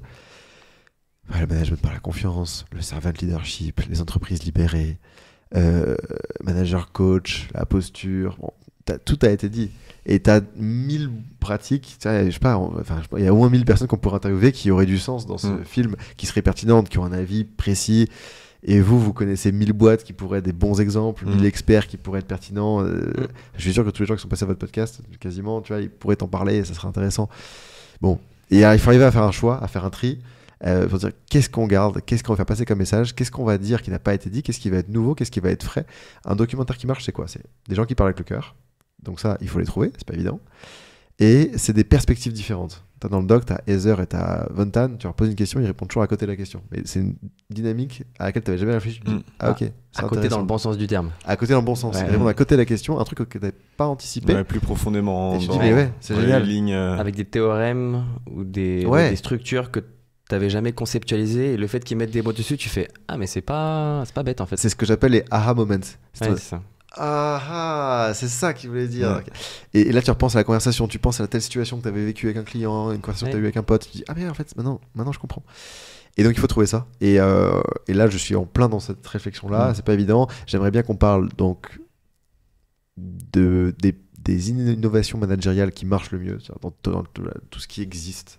Qu'est-ce qui fonctionne? Je pense qu'il y a une vague entre 2010 et 2020 avec plein de courants qui ont popé, qui ont été démocratisés. Tu parlais des entreprises libérées, il y avait aussi Management 3.0, Host Leadership, Servant Leadership, tout un tas de courants comme ça qui ont été mis sur le feu sous les projecteurs. Depuis 5 ans, j'ai l'impression qu'on est dans un nouveau cycle où on digère, on fait le tri, donc il va y avoir des gagnants, des perdants. Ouais. Et voilà, après je te laisse. Mais je suis d'accord avec toi, mais c'est bien du coup parce qu'on arrive à un moment donné où tu fais un peu le constat de ce qui a fonctionné, ce qui n'a pas fonctionné. Mais j'aimerais qu'on parle de ça, j'aimerais qu'on parle du management interculturel, quelle est la part de la culture dans le fait qu'une politique managériale fonctionne ou ne fonctionne pas. J'aimerais qu'on parle d'intergénérationnel aussi dans ce film. Et management ou leadership? Alors, on fera la distinction, je pense, à un moment donné, mais ça sera plutôt un film de management, mais qui parlera du fait que tu peux pas faire quoi que ce soit qui fonctionne s'il n'y a pas de leadership. manager ou pas. On l'abordera, je pense. Ça. Et tu as un double courant qui vient des États-Unis en ce moment, enfin depuis quelques mois maintenant, qui est le premier qui est construire des boîtes sans RH. Ouais. Et l'autre qui est le founder mode, qui est très bien illustré par quelqu'un comme Elon Musk ou j'ai oublié son nom, mais de Airbnb. C'est lui qui a poussé ça à la base. Voilà, merci. Qui est moi fondateur, je reviens au plus proche du terrain, hyper opérationnel, à prendre des décisions très micro. Et du coup, tu viens écraser toute la ligne managériale. Enfin, ça amène. C'est les nouvelles tendances qui sont en train d'être testées là. Tendances de fond qui arrivent depuis plusieurs mois, qui font du bruit parce que forcément ça fait bouger beaucoup de lignes. Et je suis curieux d'avoir aussi ton interprétation de peut-être un peu tôt encore, mais de ça. Ouais, je sais pas si on ira en voir des boîtes comme ça. Mais justement, c'est ça qui est dur, il y a trop de choix. Il faut que je vous parle d'une boîte. Je suis hyper curieux qu'on en parle ensemble là parce que j'ai découvert il y a pas longtemps. C'est le sujet de la newsletter qui arrive la prochaine que j'ai écrit, qui est sur le sujet du management à fond et qui est sur le sujet de pas de management. C'est une boîte. Mais vous allez halluciner. Vous ne connaissez pas Disco? Ça vous dit rien? Non. Vous allez halluciner. DISCO? DISCO, Disco Corp, c'est une boîte japonaise. Okay. Alors, je pense pas que j'irai la filmer parce que j'ai pas envie de retourner au Japon encore, on l'a déjà beaucoup fait. J'aimerais bien aller voir d'autres endroits dans le monde, mais elle mériterait vraiment qu'on y retourne. C'est une boîte qui fait 20 milliards de chiffre d'affaires. Ils sont 7000. Ils sont basés au Japon, mais ils ont des antennes un peu partout. Je veux dire, ils sont 7. Ils sont 7000, okay. Ils font 20 milliards et ils sont sur un marché en particulier, c'est industriel, ils font des machines qui découpent les semi-conducteurs. Donc c'est industriel et ils ont 3/4 du marché. Donc c'est une grosse boîte. En 2011, le patron de cette boîte, il va voir son directeur financier et lui dit: je veux qu'on arrête le management, on se débarrasse de tout le monde, mais pas du tout en mode entreprise libérée, en mode assez dystopique, en mode on va créer un système interne, une monnaie virtuelle interne, et tout va passer par là. C'est-à-dire que quand vous allez arriver le matin en tant qu'employé, vous allez ouvrir votre application, vous allez regarder toutes les tâches qu'il y a, et on s'en fout des départements, je veux que n'importe qui puisse faire n'importe quoi dans l'organisation. Donc tu arrives, tu as une tâche, et tu es rémunéré à la tâche. Qui est-ce qui remplit les tâches? Les tâches, elles sont générées. Alors, le système en fait, démarre côté sales, c'est-à-dire que les sales, la nouvelle monnaie qui est générée à partir du moment où tu fais des ventes. Tout part du business, du coup. Tout part du business. Et donc le sales, il va dire ok, en fait, pour faire des ventes, il faut que j'ai des machines. Donc je vais payer la prod qui va faire des machines. Et puis en fait, il faut que les salaires soient payés. Donc je vais demander à ce que les salaires soient payés. Il faut de la R&D. Donc je vais demander ça. Il faut du marketing. Mais tout part de la sales ou du patron qui peut créer des projets spéciaux, des nouvelles choses aussi, et donc émettre de la monnaie. Qui est un joker du coup. Et un joker. Donc, et aujourd'hui, tu as la moitié. Donc ça fait 2011, ça fait 15 ans maintenant qu'ils ont mis ça en place et que ça marche. On aura les chiffres après. Et donc tu as la moitié de la monnaie qui a été créée par les sales et l'autre moitié qui a été créée par des projets spéciaux par le patron. Tu arrives dans la boîte le matin, tu choisis ta liste de tâches. Tu veux faire une réunion, tu dois acheter et payer avec ta monnaie la salle de réunion et les gens, parce qu'en fait ils vont pas venir à ta réunion s'ils sont pas payés les types, vu que tout le monde est payé tout le temps. Donc la monnaie te permet de payer tous les centres de coûts de l'entreprise. Tout passe par la monnaie. Donc, si tu veux par exemple un directeur dans ta réunion, ça coûte plus cher que si tu veux Et si tu veux, tu peux avoir un entretien de 30 minutes avec le CEO aussi, mais ça te coûte. Et tous les mois, en gros, tu pars de zéro et ton but c'est de faire de l'argent. Et ton salaire à la fin du mois, il dépend de l'argent que tu as fait. Tu peux ne rien foutre si tu veux. C'est 7000 entrepreneurs. Quasiment. C'est 7000 prospecteurs, mercenaires. C'est gamifié à fond. C'est hein. gamifié à fond, ça va encore plus loin que ça. Donc tous les mois, tu pars de zéro, tu montes ton salaire, tu peux ne rien foutre, et à la fin, tu gagnes rien du coup. Tu peux bosser beaucoup plus. Dans l'incentive à bosser plus. Ils ont en moyenne 47 heures d'heures sup par mois. Donc c'est énorme. Oh là là, ça... Au Japon, c'est déjà beaucoup, mais en moyenne, ils sont à 13-14 heures d'heures sup par mois, en moyenne dans la... Sur une base de combien d'heures par semaine? Sur une base de 40, sur une base 40, déjà qui est riche. 40, ils sont à 80... En moyenne, ils sont à plus de 80 heures, en gros. Ah ouais. Ok, on voit déjà le premier downside de ça, mais bon. Ouais. Okay. Ils ont gamifié ça. Du coup, tu as des gros salaires aussi. Donc tu as des gros salaires, tu peux très bien gagner ta vie. Très gros salaires. Tu peux très bien gagner. Ça dépend ce que tu fais. Tu fais des mini-tâches qui ne se rapportent pas ou des grosses tâches. Après, alors ce que je trouve, on verra après pourquoi c'est intéressant. Mais du coup, ils ont mis ça en place. Ils ont mis aussi en place un truc que je trouve génial, ça pour le coup, et je pense que ça devrait être partout dans toutes les boîtes. Un contest, ça c'est tous les vendredis, ça s'appelle le Colisée en gros. Et au Colisée, tu peux... En fait, il y a des problèmes qui ont été identifiés dans la boîte. On te pose une problématique. Et là, tu peux dire, moi je veux pitcher. Et donc c'est un one versus one où tu pitches face à quelqu'un d'autre de la boîte en 60 secondes avec une seule slide ta solution au problème. Dans la salle, t'as le patron et t'as 90 personnes qui peuvent y assister sur inscription, comme tu veux, qui vont voter pour la meilleure des propositions. Ils vont voter en pariant de l'argent, en pariant du wheel, la monnaie du coup virtuelle. Et à la fin, celui qui a remporté le plus de votes, il repart avec la cagnotte, avec la somme d'argent déjà, pour mettre en place ce projet-là. Et donc n'importe qui peut mettre en place, ça je trouve génial. Et ceux qui ont voté pour celui qui a gagné sont incentivés aussi, ont un petit dividende sur le fait qu'ils ont bien voté. Donc c'est gamifié au max. Wow. Ce que je trouve hyper intéressant là-dessus. C'est des mini hackathons chaque semaine du coup qu'ils font. Ouais, et il y en a 4000 par an en gros, des mini trucs. Comme ça dure qu'une minute le pitch, tu peux en faire plein. Et ils en font 4000 par an, c'est hallucinant. Et ce que je trouve intéressant là-dedans, c'est que n'importe qui en fait peut avoir une bonne idée. Peu importe depuis combien de temps tu es dans la boîte, ce que tu as fait avant, tu parles de bonne idée, tu le fais. Ce que je trouve trop bien, c'est aussi le côté, tu casses les silos complètement. Je sais pas, t'es RH, tu veux faire du marketing. En fait, si tu as déjà bossé un peu de ton côté, tu peux le faire aussi. Tu peux apprendre. Tu peux bosser au contact d'autres personnes et apprendre. Et t'as pas de limite, il n'y a pas de silo dans la boîte. Ça, je trouve génial. Et en fait, au début, je me disais, en fait, c'est dystopique de ouf, c'est horrible.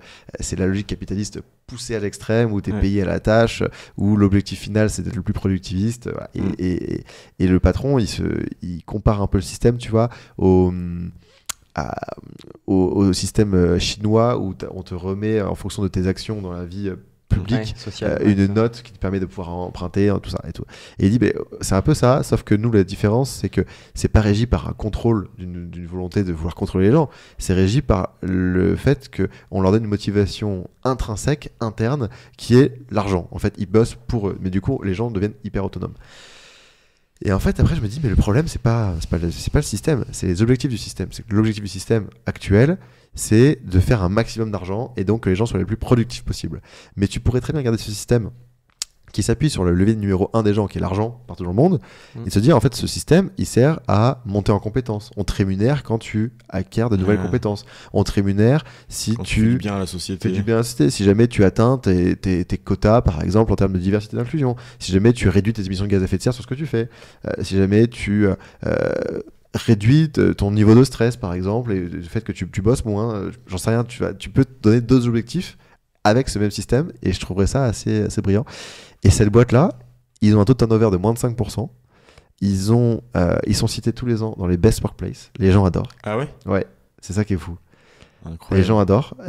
Et ça fait 15 ans que ça marche. Et tu me parlerais d'une boîte de 30 personnes, je te dirais, ok, c'est des hippies qui font un truc dans leur coin, ça me donne pas, c'est stylé. On en a vu plein des boîtes qui ont testé des trucs managériaux un peu bizarres, un peu loufoques. Mais là, on te parle d'une boîte qui fait 20 milliards, il y a 7000 personnes, ça fait 15 ans que ça marche. C'est hallucinant. Samuel, j'ai une nouvelle pour toi. Tu vas devoir aller au Japon. je crois, malheureusement, il faut aller filmer. Il faut qu'on voit ça. Ouais, limite, tu pourrais faire un film que sur eux. Hein. Mais oui, clairement. Là, il y aurait de quoi faire. Non, mais c'est sûr. J'aimerais bien aller voir cette boîte. Mais j'ai interviewé le sociologue japonais que vous avez vu dans le film. Donc, je lui ai posé la question. Il connaît la boîte, il m'en a parlé. Et il m'a mis en relation avec un de ses élèves qui bosse là-bas. Et pour qu'on aille voir cette boîte, pour que je puisse creuser déjà à distance, faire un petit call, comprendre un peu mieux. Parce que là, tu vois, tout ce que je vous ai raconté, c'est des trucs que j'ai lus à droite à gauche, j'ai échangé avec le sociologue. Je commence à avoir une vision un peu précise de cette boîte-là, mais il faut que j'aille creuser l'intérieur pour voir concrètement ce qui se passe, quoi. Et c'est intéressant, même si on sort des RH d'un point de vue plus politique et sociétal, parce qu'il y avait le côté les gens vont, avec l'IA, potentiellement moins bosser. Il y a des rôles aussi qui sont super importants dans la société, d'aider, de participer à des associations, d'aider certaines personnes, etc., et qui sont pas vraiment rémunérés, alors qu'en fait ils sont hyper utiles pour la société. Ouais. Et du coup, ça pourrait être un système comme ça qui fait qu'en fait tu vas pouvoir avoir une action qui te fait plaisir et qui fait du bien à la société, mais qui rapporte zéro business, mais quand même être payé en fonction de ça. Ouais. Et il y avait des questions qui se posaient comme ça, c'est ce qui pourrait remplacer le RSA ou être complémentaire avec le RSA, etc. Ouais, ça vient se connecter au salaire universel. Ouais. Et c'est un salaire universel, donc c'est une autre alternative. Sur la base sous condition. Ouais. Parce que voilà, le salaire universel, tu peux vraiment ne rien faire pour la société, alors que là, en fait, tu pourrais faire des choses qui te font plaisir et qui font du bien et être payé en fonction de ça. C'est une bonne piste. Ouais. Mais s'il y a des politiques qui nous écoutent, écoutez-nous. Écoutez-nous. Non, mais super intéressant, ok. Ok, et s'il y a un message principal que tu souhaites transmettre au travers ce reportage à venir sur le management, ça serait lequel ? Je sais pas, parce que c'est toujours à la fin. Tu vois, à la fin, on se retrouve avec 20 heures d'interview, de trucs, et on se dit, ok, c'est quoi qu'on veut garder de tout ça ? Et c'est une discussion Enfin là, je pourrais te dire aujourd'hui, mais ça sera pas le message de fin à mon avis dans un an. Là, aujourd'hui, j'aimerais que ce film, il serve à se dire, ok, il y a des modèles managériaux, parfois un peu osés, parfois un peu innovants, mais ils marchent, il faut que je les essaye. Et si ça marche pas chez moi dans ma boîte, il faut que je teste quelque chose. Il faut que j'aille au-devant, que je passe à l'action. Tous les films, moi, je veux qu'ils passent à l'action. Mais je pense que je te dirai plus précisément. Ce que j'entends, c'est créer des haha moments tout au long mais sous des angles différents. Et qu'il y en a un qui résonne fort pour une personne, mais sera un autre pour une autre. Exactement. Ils se disent, ok, moi je repars avec ça et je vais mener ma barque sur ce sujet. Ok. Ouais, le but d'un film, mais d'un podcast aussi. Hein. Là, quelqu'un qui nous a écouté pendant 2 heures. Et les gens, ils vont pas tout mettre en place sur l'IA, sur les compétences, sur le management. Ce qui est intéressant, c'est de dire, ok, qu'est-ce qui t'a parlé en particulier ? Qu'est-ce que tu gardes ? Et qu'est-ce que tu mets en place la semaine prochaine ? Et il y a des graines qui vont être plantées, qui vont être différentes. Et pour certains, ça va germer immédiatement parce qu'en fait, ils sont hyper rapides, ils implémentent, ils veulent tester. Et pour d'autres, ils auront besoin d'une conversation dans un mois avec quelqu'un d'autre. Ah, mais je me rappelle, j'ai écouté un podcast, il disait ça dedans, faut que j'aille creuser. Et je pense que il nous reste peu de temps, donc on peut peut-être avancer sur la conclusion et peut-être juste une question avant la conclusion. Vas-y. Justement, pour rebondir sur ce que tu viens de dire. C'est quoi ce que tu as remarqué qui touche particulièrement les DRH à travers tes documentaires, les réflexions? Est-ce que tu as eu des retours d'expérience de gens qui ont dit bah ok, j'ai mis ça en place par rapport à ce que tu as partagé? Qu'est-ce qui viennent récupérer, tu penses? Vraiment plein de sujets. Sur l'IA, je pense que c'était peut-être le truc le plus opérationnel où après avoir vu quelque chose, après avoir vu le film, au moins on m'a rappelé, mais vraiment plusieurs fois, je sais pas, je dirais une vingtaine de fois. Je fais 60 conférences par an, donc ça fait dire un tiers, tu vois, quand même, qui te disent ok, on met en place un hackathon. Qui est la première étape, tu vois, ou la deuxième étape dans ce qu'on s'est dit tout à l'heure. Et donc ça, c'était hyper actionnable. Il y a d'autres boîtes, tu vois, sur le documentaire d'avant, on avait fait le rapport au temps de travail, on parle de la semaine de 4 jours, on parle de trucs. Ouais. Il y a d'autres boîtes qui m'ont rappelé en disant, on a commencé à mesurer le temps de travail, parce qu'en fait, tu peux pas rien faire grand-chose si tu connais pas déjà où est-ce que ton temps est alloué. Donc on a commencé à prendre des mesures de temps de travail pour pouvoir ensuite agir dessus. Ça, mais qui sont passés réellement à la semaine de 4 jours ensuite, j'en ai vu beaucoup moins. En fait... Et c'est malheureux, hein, mais ce qui est le plus facile à mettre en place, c'est ce qui ne touche pas l'humain, c'est ce qui est froid, c'est la technologie, c'est les process. Et donc ça, les gens sont plus à l'aise à l'idée d'aller là-dessus, j'ai l'impression. Alors que, en fait, dans une crise, ce sur quoi il faut bosser, c'est l'humain. Ouais. On s'en fout des process, tu vois. Ça vient après. Mais qui a envie de changer? On est bien, là, on est... Bah, exactement. Et du coup, ça vaut le coup peut-être de se détendre. C'est un peu ta philosophie d'ailleurs, Nicolas. Tu prends un problème quand il arrive. Moi, je sais que je suis beaucoup plus dans l'anticipation. Mais c'est vrai qu'on a vu que certaines conférences aussi, ils disaient le monde pas va s'écrouler, mais voilà, et qui peuvent être assez stressantes. Ouais. Alors qu'en fait, on peut aussi partir du principe, on dit, ok, bah, attendons la crise, qu'elle arrive, et en fait... Enfin, deux solutions. Soit c'est un sujet qui nous tient vraiment à cœur, on se donne et on se lève un peu le côté leadership qu'on a dit. Mais en tout cas, peut-être il y a des sujets où il ne faut pas non plus trop se stresser et dire bah écoute, de toute façon on va y aller, autant pas y aller à moitié quoi. C'est soit on y va à fond, soit on n'y va pas. Ça sert peut-être à rien de faire les choses. Ouais. Et on de l'humilité là-dessus pour revenir en arrière aussi, pour tester. Enfin, j'aime bien cette idée de faut pas crier avant d'avoir mal quoi. On va pas commencer à se stresser. Sinon tu peux te stresser toute ta vie pour tout quoi. Il y a des gens autour de moi qui sont stressés partout quoi. Tu vois la news, putain Trump. Ouais, mais Trump il a fait quelque chose pour toi pour l'instant. Ça a eu un impact dans ta vie Trump depuis qu'il est là. C'est un bon moi exemple. Pas personnellement. Ma philosophie c'est si j'ai pas de, enfin si je peux pas jouer sur ce qui se passe. À quoi ça sert de me plaindre? Je peux pas y jouer, j'ai pas de levier, donc c'est juste un facteur que je dois prendre en compte et basta. Relisez les accords Toltec et puis on est dedans. Hein. Ouais. Et conclusion du coup? Ouais, on va faire ça. Allez, c'est parti. Du coup, je vais commencer des phrases, Samuel, que je vais te laisser terminer pour moi. Allez, on y va. C'est parti. Première, aujourd'hui, les équipes RH ont l'opportunité de tester de nouvelles choses, s'ouvrir et laisser la capacité à chacun de prendre des initiatives. Ok. Belle phrase. Belle phrase. Ok, deuxième. Demain, les DRH seront une fonction plus stratégique que jamais. Top, on adore ça. Le sujet chaud du moment, c'est la capacité à danser sous la pluie, dit différemment, dit en jargon entreprise, la capacité à naviguer sereinement dans l'incertitude. Ok.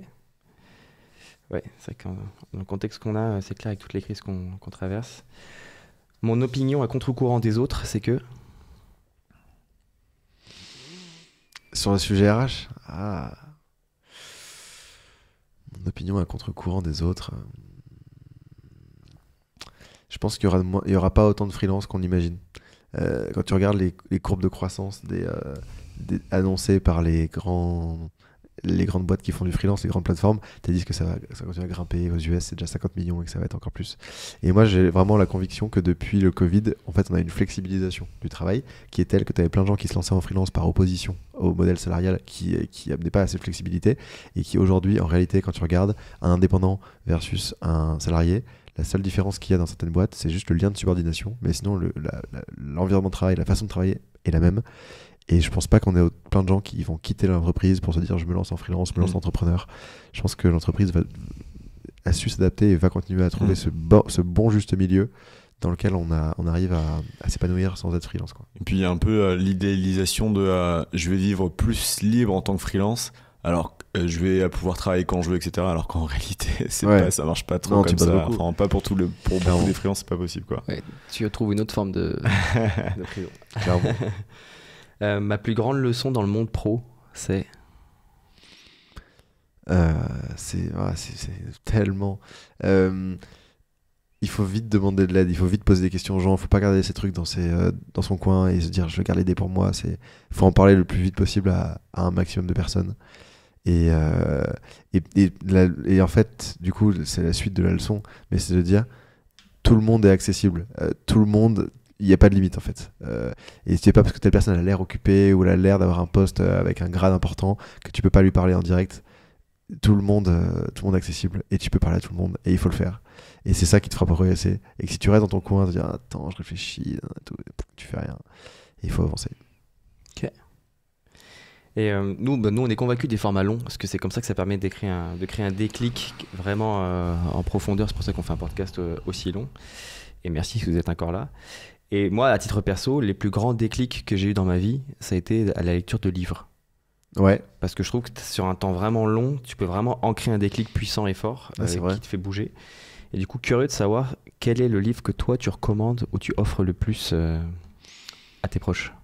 Alors, celui qui a, je pense, le plus forgé ma vision du travail et que j'ai offert un nombre de fois incalculable, c'est celui de Laetitia Vito, Du labeur à l'ouvrage, ça s'appelle. C'est exceptionnel, c'est très très bien. Tous ses livres sont bien, mais celui-là, c'est mon préféré. Pourquoi ? Parce que elle te parle de l'histoire du travail depuis les derniers siècles, tout en le raccrochant aux défis d'aujourd'hui, en gros, en ayant un message clé que j'ai beaucoup repris dans mes documentaires. Et je l'ai invité dans les 3 premiers, Laetitia. Et son message, c'est de dire il faut renouer avec les valeurs de l'artisanat. Peu importe le job qu'on fait, il faut renouer avec ces valeurs. Autonomie, créativité, responsabilité, apprentissage, attention au processus et pas que au résultat final. Et ça, je le trouve génial. C'est un livre que j'ai adoré. Et un livre que j'ai adoré lire, mais avec lequel je n'étais pas du tout d'accord, mais du coup c'est très bien de le lire, c'est Un monde sans fin de Susskind. Non, pas du tout. Un monde sans travail. Okay. Pas un monde sans fin. Autre chose, rien à voir. Non, Un monde sans travail. Et ça c'est très bien. Je suis pas d'accord. Et en fait, c'est les livres avec lesquels je suis pas d'accord souvent qui me font me forger mes opinions aussi, qui y participent. Et je trouve ça cool. Mais j'ai du mal à lire, tu vois. Je lis énormément sur les sujets que je creuse, mais je lis pas par plaisir. Je lis pour faire une prise de notes efficace, pour regarder mes trucs, et pas par plaisir. Je pense que ça, tu vois, c'est les réseaux qui m'ont bouffé mes capacités à me mettre. J'adore les thrillers, je peux pas les lire, j'arrive pas. Je veux juste la fin tout de suite. On le voit sur le temps d'attention des nouvelles générations. C'est clair. À peine quelques minutes maintenant. Mais je te rejoins par contre sur quel bonheur c'est. Bon, un format long de podcast, c'est très cool. Mais quel bonheur c'est quand t'es sur un projet de long terme aussi. Quand t'es sur un truc où t'as pas un objectif dans la semaine, dans le mois, tout le documentaire, c'est 1 an. C'est trop bien 1 an. T'as 1 an et tu sors pas le truc quand t'as une date. Tu sors quand il est prêt, en fait, le film. Et ça, c'est quand tu as fait le maximum de ce que tu voulais livrer. Il n'y a rien que tu changerais.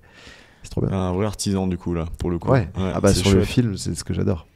Et après, en même temps, tu as des contenus plus snack, plus rapides, comme la vidéo, comme des newsletters, du post LinkedIn, où tu en dis beaucoup moins. Tu as la récompense immédiate, mais tu n'as pas la même saveur de plaisir, quoi. Et si tu pouvais glisser un conseil au petit Samuel, qui est encore en école de commerce, et qui s'apprête à lancer sa marque de streetwear ski montagne, parce qu'il paraît que tu as lancé une marque de streetwear ski montagne. Qu'est-ce que tu lui glisserais à l'oreille? Ah, c'est pas mal.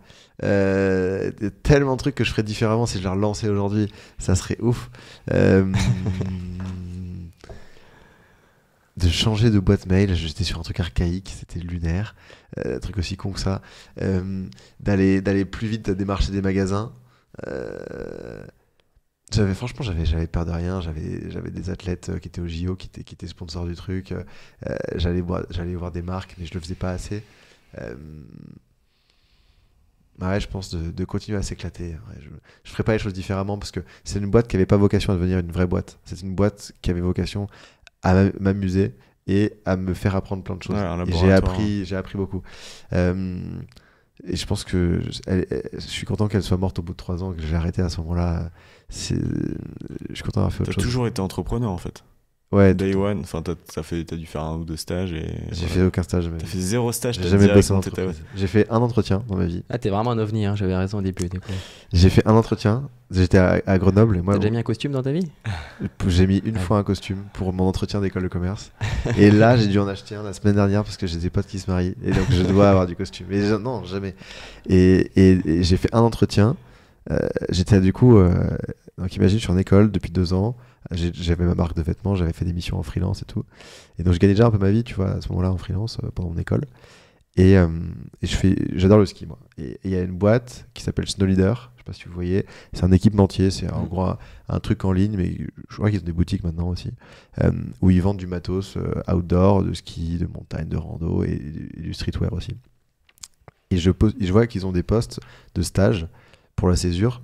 Et je me dis, je vais quand même tenter, avant de juste me lancer dans mon truc, je vais tenter de voir ce que c'est un entretien. Je vais pas dire j'aime pas si j'ai pas fait, tu vois. Et ils ont que des trucs genre content SEO, ou genre Instagram, ou préparation de commandes, enfin, des trucs très, très monotâches. Et moi je postule, je leur dis, j'adore la marque, j'adore ce que vous faites. Et en vrai, s'il y a une boîte pour laquelle j'ai envie de bosser, c'est vous. Parce que j'étais fan côté client, tu vois. Et je fais un entretien, je sais pas, c'est genre le numéro 2. Et donc on parle et tout, on se fait 40 minutes, il me dit c'est quel job qui t'intéresse? Mais moi il m'intéresse pas, il m'intéresse un peu tous. Moi je suis chaud pour vous aider pour faire péter l'Instagram, je suis chaud de mettre un peu le nez dans le SEO, je suis chaud de vous aider aussi sur les process, nanana. Il me dit non mais nous on cherche des stagiaires qui font des trucs monotâches, on cherche pas quelqu'un, ce que tu proposes c'est de prendre mon job à moi de COO, de DG en fait. Et je dis ouais peut-être, c'est ça qui m'intéresse en vrai.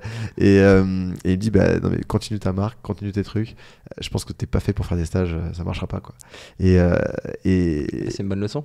Ouais, c'était une bonne leçon. Et en fait, effectivement, j'étais pas fait pour faire ça. Et je m'éclate aujourd'hui dans ce que je fais à ma façon. J'ai appris d'autres façons sans passer par les stages, quoi. Trop bien. Et toute dernière question, comment est-ce qu'on peut te contacter LinkedIn, c'est le plus simple, je pense. Ouais. LinkedIn, écrivez-moi sur LinkedIn avec plaisir. Ou sur la newsletter. Là où je réponds le plus par mail, c'est j'ai ma newsletter, le billet du futur. Et ceux qui me répondent billet, c'est souvent là, on a des bons débats. C'est assez cool.